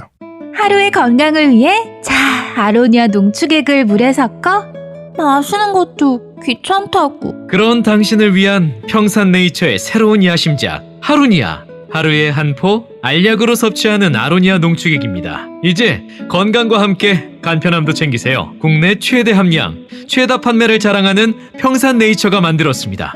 전 편한 게 제일 좋아요. 하루니아. 그러면 힘들었던 일, 좋았던 일 뭐 말씀 들었으니까 이게 또 공포, 호러도 또 하나의 장르 아니겠습니까? 예. 예, 가장 공포 체험 한 번 이상은 하셨을 거 아니에요. 네, 그렇죠. 예. 네. 공포 그것도 뭐 몇 번이 있었는데, 그러니까 한 번은 약간 공포인데 웃긴 공포인 게 아르메니아에서 산 속에서 텐트를 치고 자고 있는데 12시쯤에 아르메니아. 예. 구소련 동구권이죠. 그렇죠. 예. 예, 조지아, 동유럽에. 아르메니아 붙어 있는 네. 다이날 구소련 자고 있는데 사람이 잠깐만. 예. 조지아가 그루지아죠? 그루지아죠. 옛날 네. 그루지아. 예. 거기서 거의 사람이 다닐 거라고 도저히 예상할 수 없는 길에서 자고 있었는데, 그러니까 텐트에서 잘 때는 혹시 모르니까 전 제 옆에 뭐 그때 당시 구할 수 있는 뭐 막대기나 아니면 작은 칼이라도, 그러니까 음식 만들 때 쓰는 네. 칼이라도 두고 자는데 아마 12시쯤 됐는데 누가 제 텐트를 갑자기 연 거예요. 네. 누군가가 누구 자고 있으니까 소리가 나가지고, 그러니까 텐트에서 자면 아무리 제가 편하게 자도 어느 정도 신경이 쓰니까 금방 소리에 민감하게 반응하게 지퍼를? 되잖아요. 지퍼를 쫙 내는 소리가 들리고 깜짝 놀라서 칼을 잡고 딱 이러는데 어떤 아저씨가, 털이 수북한 아저씨가 나를 노려보고 있는 거예요. 설인인가요? 그 털이 수북한 정도가 굉장히 심했나요? 그렇죠. 그러니까 그 눈만 턱수염 보이는 이게 수준에. 다 이렇게 얼굴을 다 이렇게 하고 네. 있는, 가리고 있는 정도의, 동유럽 백인이 그죠. 그래서 저를 보고 있는데 처음에 아무 말도 못하고 저도 칼만 붙잡고 이렇게 보고 있었는데 갑자기, 이게 지금 동영상이 아니니까 제가 보여드릴 수는 없는데, 양쪽 머리 위에 손가락을 이렇게 하나씩 세우고 저를 보면서 약간 두 뿔처럼 뿔처럼 이렇게, 하고 계속 이렇게 양손으로. 너 악마냐고? 뭐라고 아르메니아로 뭐라고 하면서, 그래서 데빌이냐고 묻는 건가? 그래서 저도 처음엔 이게 도대체 무슨 상황인가. 근데 조금 있어 보니까 그 아저씨가 저에게 그렇게 저기를 보이는 것 같지는 않았어요. 그래서 칼을 놓고 막 안 되는, 그러니까 전 아르메니아를 모르고 그분 영어를 모르니까 저는 영어를 막 하고 그분은 아르메니아로 뭔가를 계속 말하는데, 한참 후에 제가 깨달은 건 뭐였냐 그러면은 그분이 자기 잃어버린 소를 찾으러 나오신 거예요. 아, 소 봤냐? 아, 이 뿔이 소야. 자기 소를 봤냐는 뜻이었어요. 봤냐? 한밤에. 네, 한밤에. 12시. 왜냐면 그분에게 그 소는 굉장히 큰 재산일 거예요. 아마. 그렇게 그럼 되면. 찾아다니면서. 나는 뭘 상상했냐면 처음에 그러니까 이런 플롯 있잖아요. 나는 악마인 걸 주장하다가 나는 악마다, 넌 지금 큰일 났다가 아니라 넌 혹시 악마가 아니냐 이런 거였다가 나중에 보통 이런 플롯은 이렇게 끝나잖아. 사실 이 땅엔 악마가 산다. 넌 여기서 피해야 된다. 그치. 항상 이런 플롯이잖아. 난 그걸 상상했는데 저주받은 곳이야 이런 거. 소는 상상조차 못했어요. 저도 상상을 못했죠. 그래서 찾으셨기를. 나중에 그 얘기를 하고, 그러니까 저도 이제 그걸 나중에 깨닫고, 왜냐면 그분이 나중에 소리를 내주시면서 안 했어요. 약간 음매 이런 거. 이러면서 한국에서 말하는 음매와 다른 소리겠죠. 네. 분명히 아르메니아인들이 쓰는 소리는. 그래서 못 봤다고 손발짓으로 이렇게 해서 그분이 결국엔 자기 들고 나왔던 빵 1 덩어리를 주고 가셨어요. 12시. 뭐 그런 일도 있었고. 아니, 그러니까 처음 보는 외국인이 엄한 데서 자고 있어도 일단 소를 잃어버린 분한테는 소가 더 중요하죠. 그렇죠. 당연히 그렇죠. 거기 예. 아무도 없을 줄 알았더니 누군가 봤을 목격자로 생각될 수 있는 그렇죠. 사람이잖아요. 그분은 절박하니까 저 밤중에 텐트를 굳이 열어서 물어봤던 거겠죠. 아마. 아니 근데 그 텐트가 그럼 자고 있었으면 불도 다 꺼졌고 완전 빛도 없었을 텐데. 그렇죠. 그거 어떻게 해요? 너무 피할 식별도 잘 안 되고 얼마나 무서웠을 거예요. 그렇죠. 처음에는 그러니까 칼을 부들부들 떨었죠. 그러니까 그때는 당연히 엄청 그런 경우 처음이었기 때문에. 근데 밖에서 뭐 인기척을 해서 뭐 저기요 뭐 이런 왜냐하면 것도 저는 아니고. 이미 그때 잠들어 있었기 네. 때문에 그냥 바로 열었어요. 그냥 아니면 작게 여보세요라고 불렀을 네. 수도 있어요. 근데 제가 그걸 못 두드리거나 들을 수도 있는데. 근데 생각해 보면 이게 텐트는 딱딱하지가 않잖아요. 그죠. 네. 표면이 그러니까 노크를 할 수가 없잖아. 그죠. 노트크래도 슥슥 이러겠죠. 그렇죠. 아마. 예. 낙낙. 예. 그러니까 노크가 똑똑이 아니라 시각적이잖아. 블록블록 이게 끝이잖아. 그죠. 예. 그 뭐 제가 몰랐을 텐데 어쨌든 굉장히 놀랐던 경우고. 그러니까 다른 무서운 거. 그리고 이거는 결론이 개그이기 때문에 네. 지금 그리고 이것도 신비 체험 뭐 이런 거. 신비 체험 같은 건 네. 잘 이것도 공포는 아닌데 이건 좀 그러니까 그냥 공포는 잘 없. 제가 그렇게 공포를 잘 못 느끼는지 모르겠는데 똑같이 아르메나에서 네. 자는데 되게 무서운데 아름다웠던 순간이에요. 이거는 또 자는데 그 늑대 하울링이라고 그러죠. 네. 네. 그 소리를 들었어요. 밤중에. 어. 근데 굉장히 가까워서 그러니까 처음엔 멀었어요 그 소리가. 그래서 늑대가 우나 보다 했는데 그 하울링 소리가 점점 가까워지더라고요. 오지 마. 그 하울링을 제가 알기로 그 늑대가 한 마리씩 안 다니잖아요. 안 다니죠. 그 한 마리가 울면은 아마 뭐 저도 정확히 뭐 이쪽에 다른 무리들이 응답하듯이 같이 하는 것 같았어요. 쟤 맛있을까 뭐 이런 얘기. 그러니까 저쪽 굉장히 멀리서 처음엔 들렸는데 나중에 굉장히 가까운 데서 들려가지고 처음엔 되게 무서웠는데 그리고 한 시간 정도를 간헐적으로 계속 같은 데서 그러더라고. 그러니까 나중에는 나한테 관심은 없구나. 그러니까 한 시간 정도는 굉장히 무서웠는데 나중에는 그 하울링이 아무것도 없는 산속의 소리에서 그 하울링 소리가 얼마나 아름답다라는 걸 나중에 느끼고 평온하게 잠들었다는 외관문 이야기였습니다. 마음이 정말 좋으시네요. 그리고 또 그러니까 또 공포와 재미 다 그런 얘기밖에 없네요. 페루에서 제가 강도를 만난 적이 있어요. 페루에서 강도. 네. 그렇죠. 강도 한번 당해줘야죠. 네. 사람이 제일 무섭지 역시. 그렇죠. 세계 일주를 2년 동안 했는데. 그죠.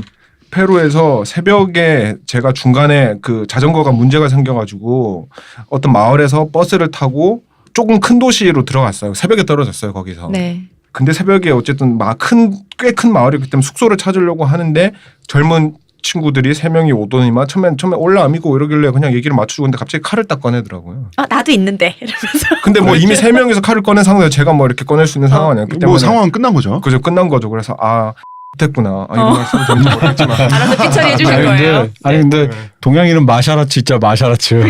근데 아무리 마셔도 3대1 칼로 들고 있으면 드유노 태권도 해야 되는데. 아니 그게 아니라 마샤라츠의 공포 있잖아.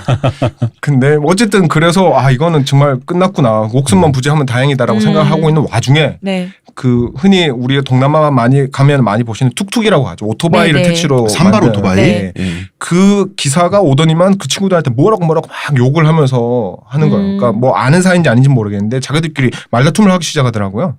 그래서 그 눈치를 보고 있다가 저한테 멀어지길래 이때다 싶어가지고 밀치고 자전거를 타고 도망 나왔어요. 아무리 제가 자전거가 무거워도 한번 탄력을 받으면 사람이 그쵸. 쫓아올 수는 없기 때문에. 그래서 다행이다 고 가고 있는데 잠시 후에 그 택시 기사가 저를 쫓아왔어요. 네. 그래서 저한테는 은인이잖아요. 그 사람이. 네. 그래서 고맙다 그러면서 그 사람이 진짜 이 시간은 여기 위험한 동네다. 빨리 숙소로 들어가자. 외국인이 너 이러고 있으면 또 강도를 만난다. 이러는. 그래서 알겠다. 자기가 안내를 해주더라고. 그래서 근처에 있는 어딘가로 가서 자그마한 뭐 우리나라로 치면 여관급 정도 네. 되는 숙소가 있는데 그 리셉션이 2층에 있었어요. 그래서 네. 근데 보통은 제가 그렇게 들어가면은 제가 들 수 있는 건 들고 들어가요. 그 안에 온갖 짐들이 다 있기 네. 때문에 큰 가방은 두고 가더라도. 근데 그 기사분이 자기가 지키고 있으니까 빨리 보고 와요. 그래서 네. 리셉션에 가가지고 방 있어요? 없어요? 딱 얘기 듣고 내려왔는데 그 기사가 제 그 앞에 들고 다니던 세게라 그러죠. 보통 네. 허리에 매는 그 안에 꺼내기 쉬운 것들만 거기 넣고 다녔거든요. 지갑, 네. 그 현금 들어있는 지갑이라든지 그 조그만 소형 카메라 이런 것들만 네. 그걸 들고 도망가고 있는 거예요. 그럼 저놈 잡아라. 그럼 청년 3명하고 그 양반 한 패네. 아니 제 생각엔 아닌 것 같아요. 왜냐 그러면 그 3명이 그냥 그러고 있었으면 제 짐을 다 훔쳐갈 수 있어요. 그러면 하지만 할 수 그럼 있을 이게 때는 일종의 한다. 나와바리 싸움이었나? 어디 어린 것들이 견물생심. 그러니까 아니면은 그 사람을 자기 먹이를 그러니까 채간 거죠. 그렇죠. 그렇죠. 그러니까 말하자면 그 사람이 나이도 좀 많고 그죠. 뚝뚝도 있을 거면 그 동네에 어떤 범죄를 저지른 사람 중에선 좀 선배인데 그죠. 어린 것들이 칼 한 자루밖에 준비하지 못한 말하자면 좀 아직 그 세계의 초보들이 하다가 어디에 내 그거를 근데 야, 그 사람도 너네 꼭 이렇게 피를 봐야겠니? 잘 봐라. 아니 근데 그 사람이 그 세계의 선배라는 걸 알 수 있는 게 제 생각에는 범죄 방식이 더 평화롭고 세련됐잖아요. 그죠. 굉장히 세련됐죠. 그죠? 결국은 다 잃어버리셨어요 그거. 그래서 그 안에 있던 근데 뭐 그렇게 왜냐하면 큰 돈이나 이런 건 또 중요한 곳에 다 넣어놓고 그거는 네. 말 그대로 꺼내기 편한 것만 넣는 네, 가방이기 네. 때문에 작은 카메라, 현금 얼마, 그다음에 뭐 자전거 수리할 때 필요한 몇 개 뭐 이런 크게 많이 없어진 건 없었는데 다만 심리적 타격이 굉장히 컸죠. 믿었더니. 다만 20분, 1, 20분이었지만 내가 누군가를 믿었는데 역시 그러면- 사람이 역시 제일 무섭네요. 그럼 그 동네에 빨리 뜨고 싶었겠다. 그렇죠. 그래서 그러니까 거기는 일종의 중간 뭐 그 마을에서 아무런 목적지가 아니었기 때문에 다음날 새벽에 바로 출발했죠. 뭐 거기서 제가 구경할 것도 없는 동네였고 페루도 꽤 큰 나라기 때문에 그런 중간중간 꽤 큰 우리나라로 치면 도시라고 하기엔 조금 애매하지만 마을이라고 하기엔 굉장히 큰 그런 데들이 꽤 많이 있거든요. 그 예. 페루 지도 보면은 우리나라 한반도에 비해서 굉장히 크더라고요. 굉장히 크죠 페루도. 네. 예. 그래서 그런 큰 규모의 마을들이 굉장히 많아요. 우리 마을에 볼 게 없으니까 우리가 교훈은 주마. 근데 이제 큰 교훈 당하고 왔네요 제가. 근데 이제 그 우리가 많이 착각하는 게 네. 이제 이런 거잖아요. 이게 마치 이런 거랑 같아요. 그러니까 한국 하면은 떠오르는 특정한 이미지들이 외국인한테 있잖아요. 네. 그리고 미국인들이 보기에 한국은 자기네 한 주보다 작아. 그래서 왔는데 서울이 완전 다르고 부산이 완전 다르고 또 바닷가는 또 바닷가만의 풍치가 있는데 서해가 다르고 동해가 다르고 그렇죠. 제주도가 다르단 말이에요. 시골이 다르고 그러니까 한국이 면적은 적은데 이게 다닐수록 다 다르다 하는 게 그게 너무 당연한 거잖아요. 그죠. 예. 우리가 보통 미국 하면 미국은 다 이럴 거야 이러는데 미국도 남부, 서부, 동부 완전 다르잖아요. 네. 다른 나라죠. 그 유나이티드 스테이츠죠. 그래서 예. 완전 그렇죠. 다르죠. 예. 그러니까 페루가 우리나라보다 훨씬 넓은 나라면 이 동네 저 동네가 또 완전 다를 거 아니에요. 완전 한 다르죠. 나라라도. 예. 네. 그러니까 페루를 갔다 왔다로 끝날 문제가 아닌 거잖아요. 그죠. 다르죠. 예. 어떤 중국 유학생분이 중국에서 그 중국에 있는 그 학생이 중국인이 자기한테 묻기를 너네 나라 그렇게 작은데 왜 날씨가 다 달라? 이러면서 그런 것처럼 뭐 이상할 만하죠. 그 나라. 왜 비가 다 안 오고 어딘 해가 떠 있어? 이런 거. 그래서 2년 가까이 세계 여행을 마치고 오셨단 말이에요. 네. 제주도까지 보시고 보통 고생하면서 긴 여행을 하면 이제 인생의 재산이 된다 이런 말을 많이 하잖아요. 네. 근데 이제 거꾸로 생각해 보면 군대도 갔다 오면 다 인생에 도움 된다고 어르신들이 그러거든요. 근데 경험치가 누적되는 건 있어요. 군대 갔다 와서. 어떤 거 근데 있나요? 근데 안 가도 되는 군대를 굳이 찾아서 갈 필요는 없잖아요. 그렇죠. 예, 치약에 대한 활용법 뭐 이런 거 예를 들면 치약의 활용법 같은 거 배워가지고 군대에서 나오는데 여행에서 남은 게 분명히 있을 거예요. 그렇죠. 있겠죠. 당연히.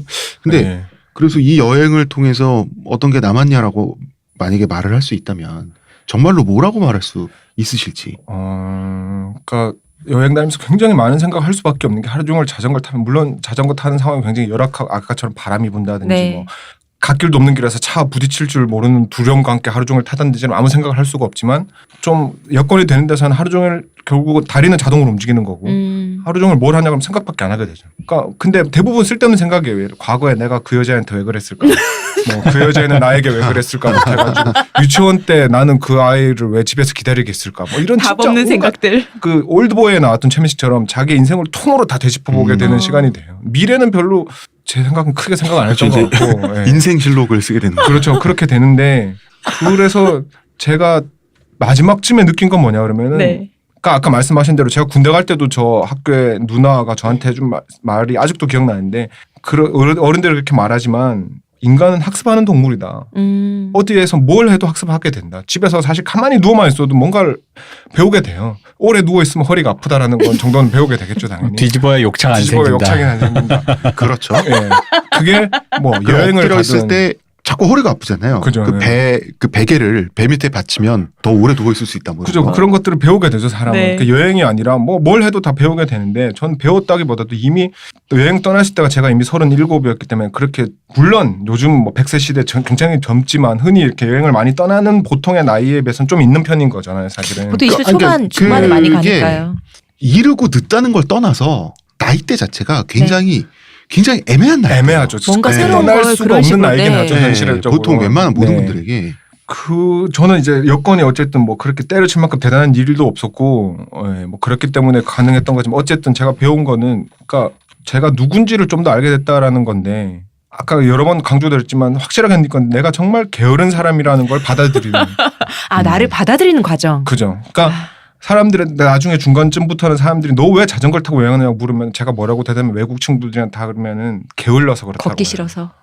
그러니까 걷기도 싫지만은 아까 말씀드렸던 대로 뭐 어디 수속하고 알아보고. 버스를 알아보고 어. 시간을 맞춰서 가야 되고 숙소를 알아보는 게 너무 귀찮아요. 저는. 그래서 지금도 여행하는 걸 그렇게 좋아하지 않는 게 그런 여행을. 그러니까 이제 움직이는 걸 싫어하는 그런 게으름이 아니라 단순성을 좋아하는 그런 종류의. 그죠. 그러니까 보통 게으른 사람을 표현할 때 엉덩이 한번 붙이면 떨어지지를 않는다고. 네. 딱 그거잖아. 자전거 한번 앉으면 엉덩이 떨어질 일이 없어요. 계속 자전거 타야 되니까. 뭔가 절차가 많은 것이 싫다. 그죠. 절차가 많은 게 싫은 거예요. 그러니까 게으르다는 거를 원래 알고 있었지만 워낙 게으르다는 얘기도 많이 들었고 어릴 때부터 알고 있었지만 그걸 제 스스로 확실하게 인정하게 된 거죠. 나는 게으르구나. 그래서 게으르게 사는 게 가장 행복하구나. 나는 그럴 때 행복하구나. 그래서 게으르게 살기 위해서 최선을 다해야 되겠구나라는 생각을 한 거죠. 좀 뒤늦게. 차라리 20대 때 그랬으면 좀 더 인생이 달랐을 수도 있는데. 그래서 이제 제주도까지 가게 되신 건데 네. 자전거 여행 추천한다 안 한다? 저는 추천합니다. 근데 추천합니까? 여러 가지 특정 조건 하에서죠.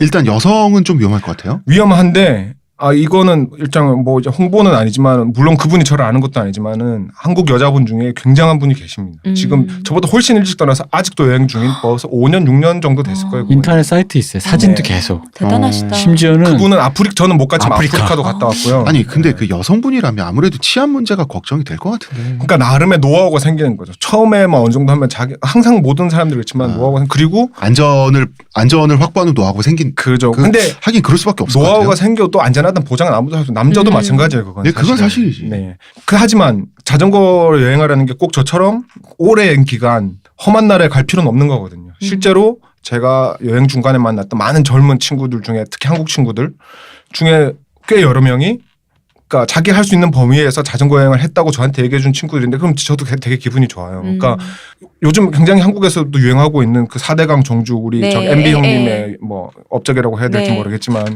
네, MB 로드. 네. 거기를 따라서 자전거를 타고 가는 건 위험하지 않아요. 사실 국내에서. 우리나라만큼 치안이 좋은 나라도 없고 그렇게만 해도 일반 버스를 타고 어딜 가는 것과는 완전히 다른 경험을 할 수 있는 거죠. 우리나라 뭐 치안 1인데 뭐 그죠. 그냥 자전거 타고 가면 되는 그리고 거지. 뭐 나이가 있으신 분 왜냐 그러면 제가 여행하면서 70대 프랑스 노부부가 같이 남미에서 자전거 타고 다 가는 분도 만났고 그건 자기가 어떻게 자기 여건에 맞는 거예요. 굳이 그런 나라를 갈 필요는 없지만 나이도 상관없고 성별도 상관없어. 자기가 할 수 있는 선에서 하면 되는 거기 때문에. 근데 자전거를 왜 추천하냐 그러면 다른 문제가 아니라 안전이나 다른 나머지 문제는 이제 본인이 해결해야 되는 거니까 제가 네. 책임질 수 없는 거고 당연히. 그죠?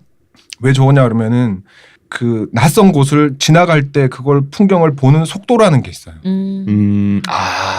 그 속도 그러네요. 조절을 내가 또 할 수 있으니까. 그러니까 그게 그 본인에게 맞으면은 정말 최고는 안 맞을 수도 있죠. 그러니까 그걸 싫어하는 사람도 있을 텐데 저는 왜 자전거를 타고 가는 게 너무 좋아하냐면 저는 자전거 타는 것도 좋아하지 않고 여행도 좋아하지 않는데 네. 자전거 타고 여행하는 걸 너무 좋아하는 거예요. 왜 그러냐 그러면은 차로 타고 가면은 어느 특정 지점에 내리기 전까지 그냥 쑥 지나가는 거예요. 제주도 네. 와도 마찬가지예요. 응. 바다 좋다라고 하지만 아무리 느리게 가도 시속 50, 40, 진짜 40m로 못 가잖아요. 차 타고는. 네. 지나가는 그 풍경과 오토바이 타고 예를 들어서 5, 60으로 지나가는 풍경도 좋아요. 근데 자전거를 타면은 한 15에서 20이에요. 더 천천히 달리면 12km, 그러니까 네. 시속으로 따지면 그러면은 흘러가는 풍경을 보는 느낌이 완전히 달라져요. 시선에 더 많은 것이 담긴다. 그리고 운전자는 잘 못 보잖아요. 자전거는 그래도 괜찮은데 그죠. 오토바이도 그렇고 차는 특히 운전자는 잘 볼 수 없잖아요. 운전자는 못 보죠. 네. 그리고 걷는 거는 너무 느려요. 너무 힘들어요. 그리고 그 걷는 거는 스쳐가는 풍경이라는 느낌이 없죠. 그냥 머물러 있는 그쵸. 풍경 속에 자기가 가는 거지. 네. 근데 풍경을 진짜 집중해서 잘 볼 수 있으려면 기마 여행 같은 거 근데 제가 말씀드리는 건 풍경을 다니는 건 네. 말이 다녀주고 나 먹을 것도 그런데 풍경을 것도 챙겨가야 돼. 본다라는 것보다 풍경을 느낀다라는 게 더 정확한 표현 같아요. 예. 그 속도에서 느끼는 풍경이 느낌이 다르다라는 것과 그리고 체험할 수 있는 것들이 완전히 달라져요. 한국에서만 예를 들어 자전거 여행을 해도 가다가 어느 마을에서 물이 떨어졌는데 뭐 슈퍼 진짜 할머니밖에 없는 슈퍼에서 네. 물을 하나 사면서도 뭐 예를 들어서 아유 아가씨들 더운데 왜 자전거 타고 뭐 힘들면서 한마디 더 주고받을 수 있는 왜냐 그러면 너무 많거든요. 차 타고 여행 오는 사람들은. 근데 자전거 타고 이상한 시골 마을에서 젊은 사람이 우리 지나가고 말이 어떤 있으면은 말인 줄 알고. 그러니까 그 경험의 수치가 완전히 달라져요. 알겠습니다. 자전거 여행을 만약에 장기적으로 떠난다 그러면 네. 이거는 꼭 준비하고 이거는 꼭 피해라. 이거 진짜 필요 없다. 이런 목록들이 이거 경험자만 말할 수 있는 네. 목록이 있을 거 아니에요. 그러니까 사실 저는 자전거 여행 완전 전문가라고 하기에는 좀 미안한 구석이 있어요. 저는 하지만 중간- 유경험자시니까. 그죠. 네. 네. 제 경험으로는 당연히 자전거가 제일 중요하겠죠. 근데 중요하다고 해서 꼭 비싼 걸 살 필요는 없다라는 거예요. 아까 말씀하셨는데 그러니까 가격보다 자기 체형에 맞는 정 사이즈가 중요한 건가요? 사이즈는 당연히 제일 중요하고요. 그거는. 사이즈가 그리고 제일 중요하군요. 요즘 그게 꽤 대중화돼서 역시 여행용 사이즈 더지 메럴이구나. 그죠. 여행용 자전거만 전문으로 취급하는 데도 생겼어요. 그런데 가면 사이즈도 재주고 다 하는데 중요한 게 저는 사실 그러니까 그 여행용 자전거라는 게 따로 있어요, 사실은. 그게 뭐냐면 일종의 굳이 간단하게 설명하자면 산악용 자전거와 로드 자전거의 중간쯤 돼요. 짐을 실어야 되고 장기간 고장이 나면 안 네. 되고 뭐 이런저런 조건들에 모르기도 해야 되고 부합하는 막. 그런 것들이 있는데 대부분 다 비싸요. 근데 저는 그런 자전거가 아니었어요, 사실은. 그러니까 그런 종류의 비슷한 프레임을 사서 그냥 갔다가 나중에 뭐 휠도 다 박살나고 해가지고 다 조금씩 바꾼 건데 좋으면 좋아요, 당연히 편하고. 그렇죠. 근데 만약에 자전거 너무 비싸서 포기할 필요는 없다는 거예요. 실제로 저보다 더 엉망인 자전거 타고 3년 이상 자전거 여행하신 분도 봤고 힘들어요, 물론 고생스럽고. 하지만 불가능은 아니라는 거. 그게 더 가능하다. 재미도 있을 수 있다라는 거고. 하지만 아까 말씀드린 대로 자기 몸에 맞는 게 더 중요하고. 요새는 사이즈가 가지고 중요하다. 가면은 다 맞춰줘요. 뭘 맞춰줘요? 자전거를 네. 이렇게 인터넷으로 사더라도 근데 전문점으로 가져가면 그것도 대충 자전거 프레임의 사이즈가 있어요, 그렇죠. 기본적으로. 그걸 너무 터무니없이 안 맞으면 아무리 다른 걸 조정해도 안 되기 때문에 그거는 좀 어느 정도는 조심하셔야 맞춰준다. 되고. 그리고 나머지 중요한 건 장비 그 패니어라고 부르는데 자전거에 부착하는 가방이 있어요. 자전거 네. 여행용으로. 네. 그거 진짜 중요하겠다. 그게 굉장히 중요해요. 왜냐 그러면은 그냥 주렁주렁 묶어서 하는 거는 무게 배분부터 안 해서. 되죠. 그러니까 많이 실을 수도 없고 패니어가 왜 중요하냐 그러면 한 뭐 국내 여행 며칠 하는데 그런 거 비싼 걸 사는 건 좀 오버고 보면 제주도에도 자전거 여행 하시는 분들 굉장히 많은데 엄청 비싼 패니어를 쓰시는 분들이 있어요. 장비빨. 물론 장비빨이고 자기 만족이니까. 네. 근데 오래 여행을 떠나시려면 그건 필수예요. 왜냐 그러면은 그 좋은 걸로? 방수가 되고 열고 닫기가 편한데 그게 왜 중요하냐 그러면 자전거의 가방이 아까 말씀드렸 대로 6개가 달려 있어요. 거기서 물건 하나 넣었다 뺐다 하는 게 굉장히 스트레스가 돼요, 나중에는. 그리고 방수가 안 되면은 방수 커버가 있다 그래도 비 올 것 같으면 씌웠다가 네, 벗겼다가. 뺐다가, 그러니까 저는 거의 그 패니어 값이 자전거 값이랑 비슷했어요. 나중에는 이란 가기 전까지는 싼 거였는데 다 없어져 버리고 네, 한번 싹 이왕 갈았을 이렇게 때 된 거여 가지고 다시 좋은 걸로 샀기 때문에. 하지만 결국 값을 한다는 거죠. 값을 해요, 그거는. 패니어만큼은 좋은 네, 것으로. 길게 여행하실 때 네. 절대 4대강 종주 이런 거 하실 때 비싼 거 하실 필요 없고. 그때 백팩 메고 가시라. 네. 이거 정말 필요 없다. 필요 없다? 그런 게 있습니다. 보통 여행하는 데서 당연히 캐리어 가방은 당연히 안 되는 거고요. 그건 아마 그럴 생각도 하지 않겠지만 보통 분들이라면. 저는 사실 노숙이나 이런 거 하면은 제 친구의 예를 들어보면 제 친구가 인도에 갔을 때 네. 오래 좀 있었거든요. 근데 걔가 있다가 걔가 필요 없어서 없앤 게 있었어요. 네. 머리카락이었어요. 머리카락도 잘 씻지를 못하니까. 그렇죠. 그래서 걔가 굉장히- 그냥 삭발을 했어요. 여자였는데. 너무 좋더라며. 근데 이제 본인의 그거에 따라서 저는 사실 처음에 여행 가기 전에 머리가 거의 허리까지 내려왔어요. 네. 그러니까 레게도 하고 하셨죠. 근데 여행 떠나기 전에 이건 좀 아니다 싶어서 단발로 잘랐다가 태국에서 그 머리를 한번 따왔다가 네. 나중에 이 머릿속에 그 레게 머리라는 게 원래 못 감아요. 그거 하면. 앞으로 뭐라 그러지? 그걸 앞으로가 드레드. 아니라 드레드였는데 네. 그걸 하면 헬멧이나 모자를 쓸 수가 없게 돼요. 그리고 이게 잘 감을 수가 없잖아요. 그래서 그걸 한 터키인가에 가서 다 밀었는데 왜 밀었냐 그러면 어느 날 샤워를 하면서 머리에 그래도 두피는 해야 되니까 네. 하는데 뭐가 자꾸 걸려가지고 보니까 파리와 온갖 벌레들이 제 머릿속에 죽어 있더라고. 왜냐면 뭔가 산길에서 제가 자전거를 타고 다니니까 그래서 밀었는데 사실 머리가 짧으면 굉장히 편하긴 하죠. 근데 네. 뭐 여자분들이라든지 머리를 자를 수 없는 분들은 뭐 굳이 그렇게 본인 선택인 것 같고요. 자, 이제 현실적인 얘기를 할게요. 네. 당연히 경제적인 데미지가 들어가요. 네. 당연하죠. 예. 그 뭐 대충 얼마 정도 있으면 그냥 대충 얼마 정도의 액수를 말하긴 좀 그런가요? 근데 이게 그냥 한두 푼은 아닐 거 아니에요. 아무리 그래도. 그렇죠. 근데 제 기준으로 말씀드리면은 2년 조금 안 되게 들어왔는데 한 달에 평균 한 100만 원 쓴 것 같아요. 한 달에 평균 100만 원. 근데 그것도 나중에 많이 쓴 게 어디냐 그러면은 네덜란드인가요? 유럽에서 쓴 거랑 물론 네덜란드에서 좀 많이 썼고 어쨌든 당연히 아시겠지만 혼자 있는 게 아니니까. 그렇습니다. 연애는 돈이 네. 들죠. 그럼요. 그리고 뉴욕에 한 달 지내면서 쓴 돈이 컸고. 역시 뉴욕이네요. 그러니까 만약에 네. 네덜란드와 암스테르담과 뉴욕이 빠지면 그것만 해도 뭐 한 달에 한 거의 80 밑으로 떨어지겠죠. 평균으로 따지면 70, 80. 왜냐 그러면 어떤 나라에서는 거의 돈을 쓸 일이 없어요. 쓰고 싶어도. 라오스, 캄보디아에서는 뭐 예를 들어 시골 식당 가서 국수 한 그릇 먹는데 우리나라도 1,000원 뭐 이렇게밖에 안 해요. 네. 그리고 어차피 숙소도 안 들어가죠. 버스도 안 그렇죠. 타죠. 예. 근데 이제 어쨌든 유럽이나 이런 나라로 넘어가면 일단 밥 한 끼 먹는 가 자체가 도미토리가 막 4만 원 이렇게 네. 버리니까 우리나라 돈으로 차이가 큰 나라고. 그러니까 어디로 가느냐에 따라 사실 너무 큰 차이가 나고 그리고 자기가 어떻게 쓰느냐에 따라 달려 있으니까요. 맞아요. 그리고 여행이라는 게. 그런 분도 봤어요. 실제로 동남아에서 그 숙소 없는 데서 노숙을 하는데 큰 도시 들어가면 호텔에 가서 자는 자전거 여행자도 봤어요. 그분은 무슨 미국에서 뭐 우리나라 식으로 펀드 매니저 뭐 이런 거였던 것 같아요. 그냥 모험을 즐기러 왔는데 편하게 쓸 때는 돈을 쓰는 그러니까 거예요. 노숙을 할 때는 하지만 호텔 있는 곳은 내가 편하게 그죠. 깨끗하게 하고 아니, 일단 뭐 펀드 친구에서 매니징 자겠다. 하면 뭐 그죠. 좋은 데서 샤워하고. 그건 뭐 자기 스타일이니까요. 네. 저는 말 그대로 돈 한 푼이라도 아끼려고 하다 보니까 점점 더 안 쓰게 된 거고. 예. 아, 그래 생각보다 예를 들어서 뭐 그 두 대도시를 제외하면 뉴욕이랑 네. 암스테르담 만약에 그게 빠진다 그러면 한 달에 7, 80 이하로도 가능하다. 근데 사실은 그렇게 돈을 쓰면서 발이 묶이는 그런 순간은 반드시 와. 그죠. 그렇게 예. 길게 여행하다 보면 생각대로 안 되기 때문에. 그죠. 예. 예. 그러니까 사실 저도 뉴욕이 아니고 그 돈을 가지고 미국에서 더 자전거 타고 여행을 했으면 훨씬 많은 곳을 갔을 거예요. 근데 제가 어쨌든 영화를 어릴 때부터 계속 좋아했고 뉴욕이란 도시는 뉴욕. 끝없이 나왔기 뉴욕이죠. 때문에 뉴욕에 한 달은 살아봐야겠다. 내가 아무리 돈지랄이라고 치더라도 이거는 그래도 약간 그런 게 있었죠. 예. 그때 사실은 그리고 여행 말미라서 거의 좀 많이 지치기도 했었고. 네. 지칠 때 좀 쉬죠, 사람들이. 돈 쉬어야죠. 쓰면서. 예. 네. 아, 근데 이제 현실적인 이야기 하나 더. 솔직히 이제 직장인에게는 현실적으로 힘든 건 사실이에요. 그죠. 예. 예. 그러니까 그건 인정하고. 그러니까 이런 일을 만약에 한다면 한 뭐 20대 젊은이들이 많이 도전을 할 수 있을 법한데. 네.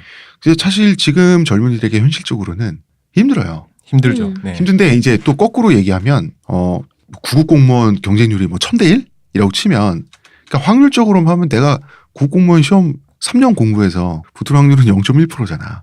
그럼 떨어진다고 가정하고 남들 공부할 때 갔다 올 수는 있긴 한데 사람이 미래를 보고 살아가는 게 그렇게는 안 되잖아요. 그죠. 예. 예. 그 신락 같은 가능성 하나를 두고 경쟁을 할 때는 하여튼 그렇습니다. 그게 그러니까 아까 처음 시작하실 때 욜로 얘기를 하셨는데 제가 많이 느낀 게 뭐냐 그러면 이제 어떤 큰 도시에 가면 한국인들이 많이 모이는 숙소가 꼭 있어요. 한국인들이 워낙에 여행을 많이 다니기 때문에 어느 나라를 가도 어느 나라를 가도 네. 한인 숙소가 아예 있는 곳도 있고 한인 숙소가 아니라도 한국인이 많이 간다는 데도 있고 저도 가끔 이제 한국 사람들 한국말이 그립거나 이러면 그런 데 가는 경우들이 있잖아요. 근데 네. 가나다를 하고 싶을 네, 때 그렇죠. 막 스페인어 계속 쓰다 보면 한국말 막 들려도 막 꼬이고 눈물 날 막. 것 같고 그럴 때가 있어요. 그래서. 거울 보고 얘기하고 네. 막 뭐 시도 있잖아요. 모국어로 꿈을 꾸리라 그죠. 말면서. 예. 그래서 근데 그런 대부분은 저보다 어린 친구들이 더 많겠죠, 당연히. 네. 근데 그렇죠. 얘기를 하다 보면은 많이 이제 세상이 바뀌었다고 느끼는 게 저 그 나이 때 20대 초반 이런 나이 때 저와 비슷한 나이에 저보다 10살 이상 많은 아저씨죠, 당연히.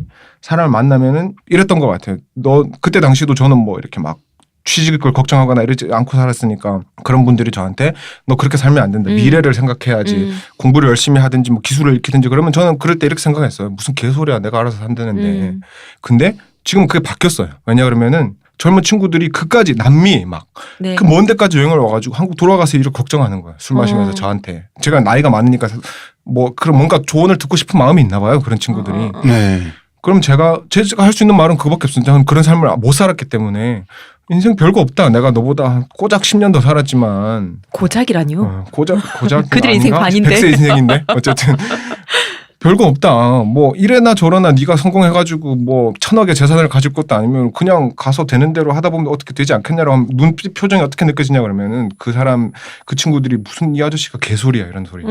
지금 얼마나 살기 힘든데 너는 지금 그렇게 편한 소리가 나오냐라는 이런 그러니까 표정을 느껴요. 저는. 그러니까 지금 젊은 세대랑 네. 우리 세대랑 인생을 보는 관점이 완전 다르다. 완전 다르다라는 걸 많이 느꼈어요. 저도. 그게 네. 사실 저 같은 경우도 가난하고 지금 뭐 돈도 안 벌려고 되는 것도 없는데 뭔가 이게 성장기 때 각인되는 정신적 태도가 있는 것 같아요. 그죠. 예. 그게. 자, 그러면 갔다 오셨어요? 네. 예, 진정한 나를 찾는 어떤 여행이라고 치고. 아니 자. 치는 게 아니고 찾았죠. 네, 찾았다고 찾았어요. 해야겠죠. 네. 여행 가기 전에 두 작가님과 네. 다녀온 후에 두 작가님은 정말 다른 사람이 되어 있던가요? 흔히 말하는 것처럼?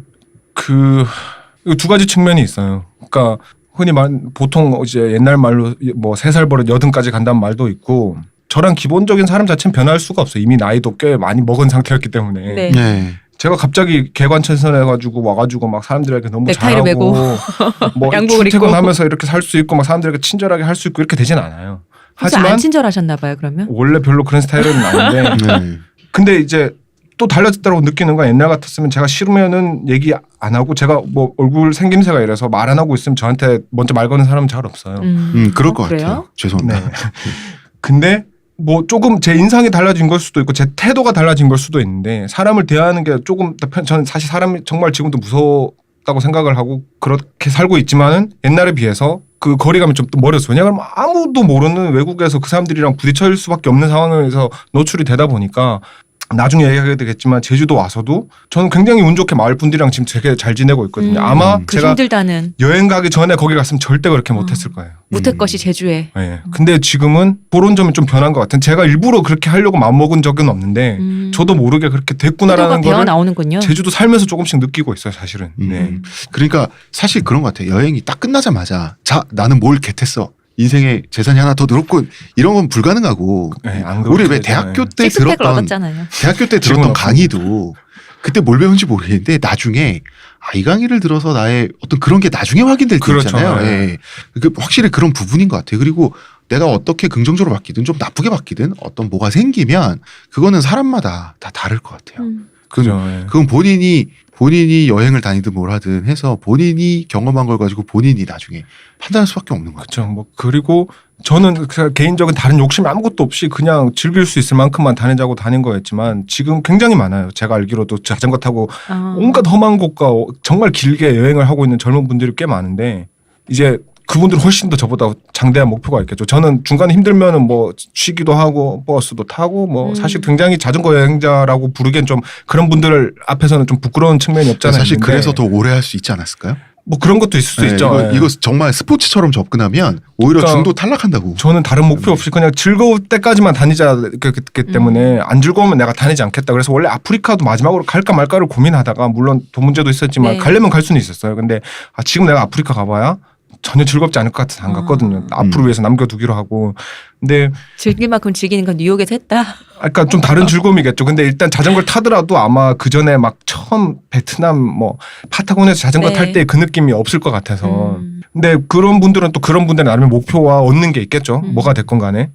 근데 그건 사람마다 워낙 다르니까 경험치가 다르고 살아왔던 인생이 다르고 뭐 앞으로의 미래에 대한 꿈이 다를 테니까. 자전거 여행이라는 것 자체를 목표로 두지 않고 내가 자전거를 타고 가겠다는 그 관성으로 어딘가를 가는 게 아니고 딱 즐거울 때까지. 그죠. 예, 예. 자, 가장 핫하고 힙한 얘기를 하고 있는 거예요. 사실 주제 자체는 자전거 세계 여행, 욜로, 그리고 제주도에서 살기.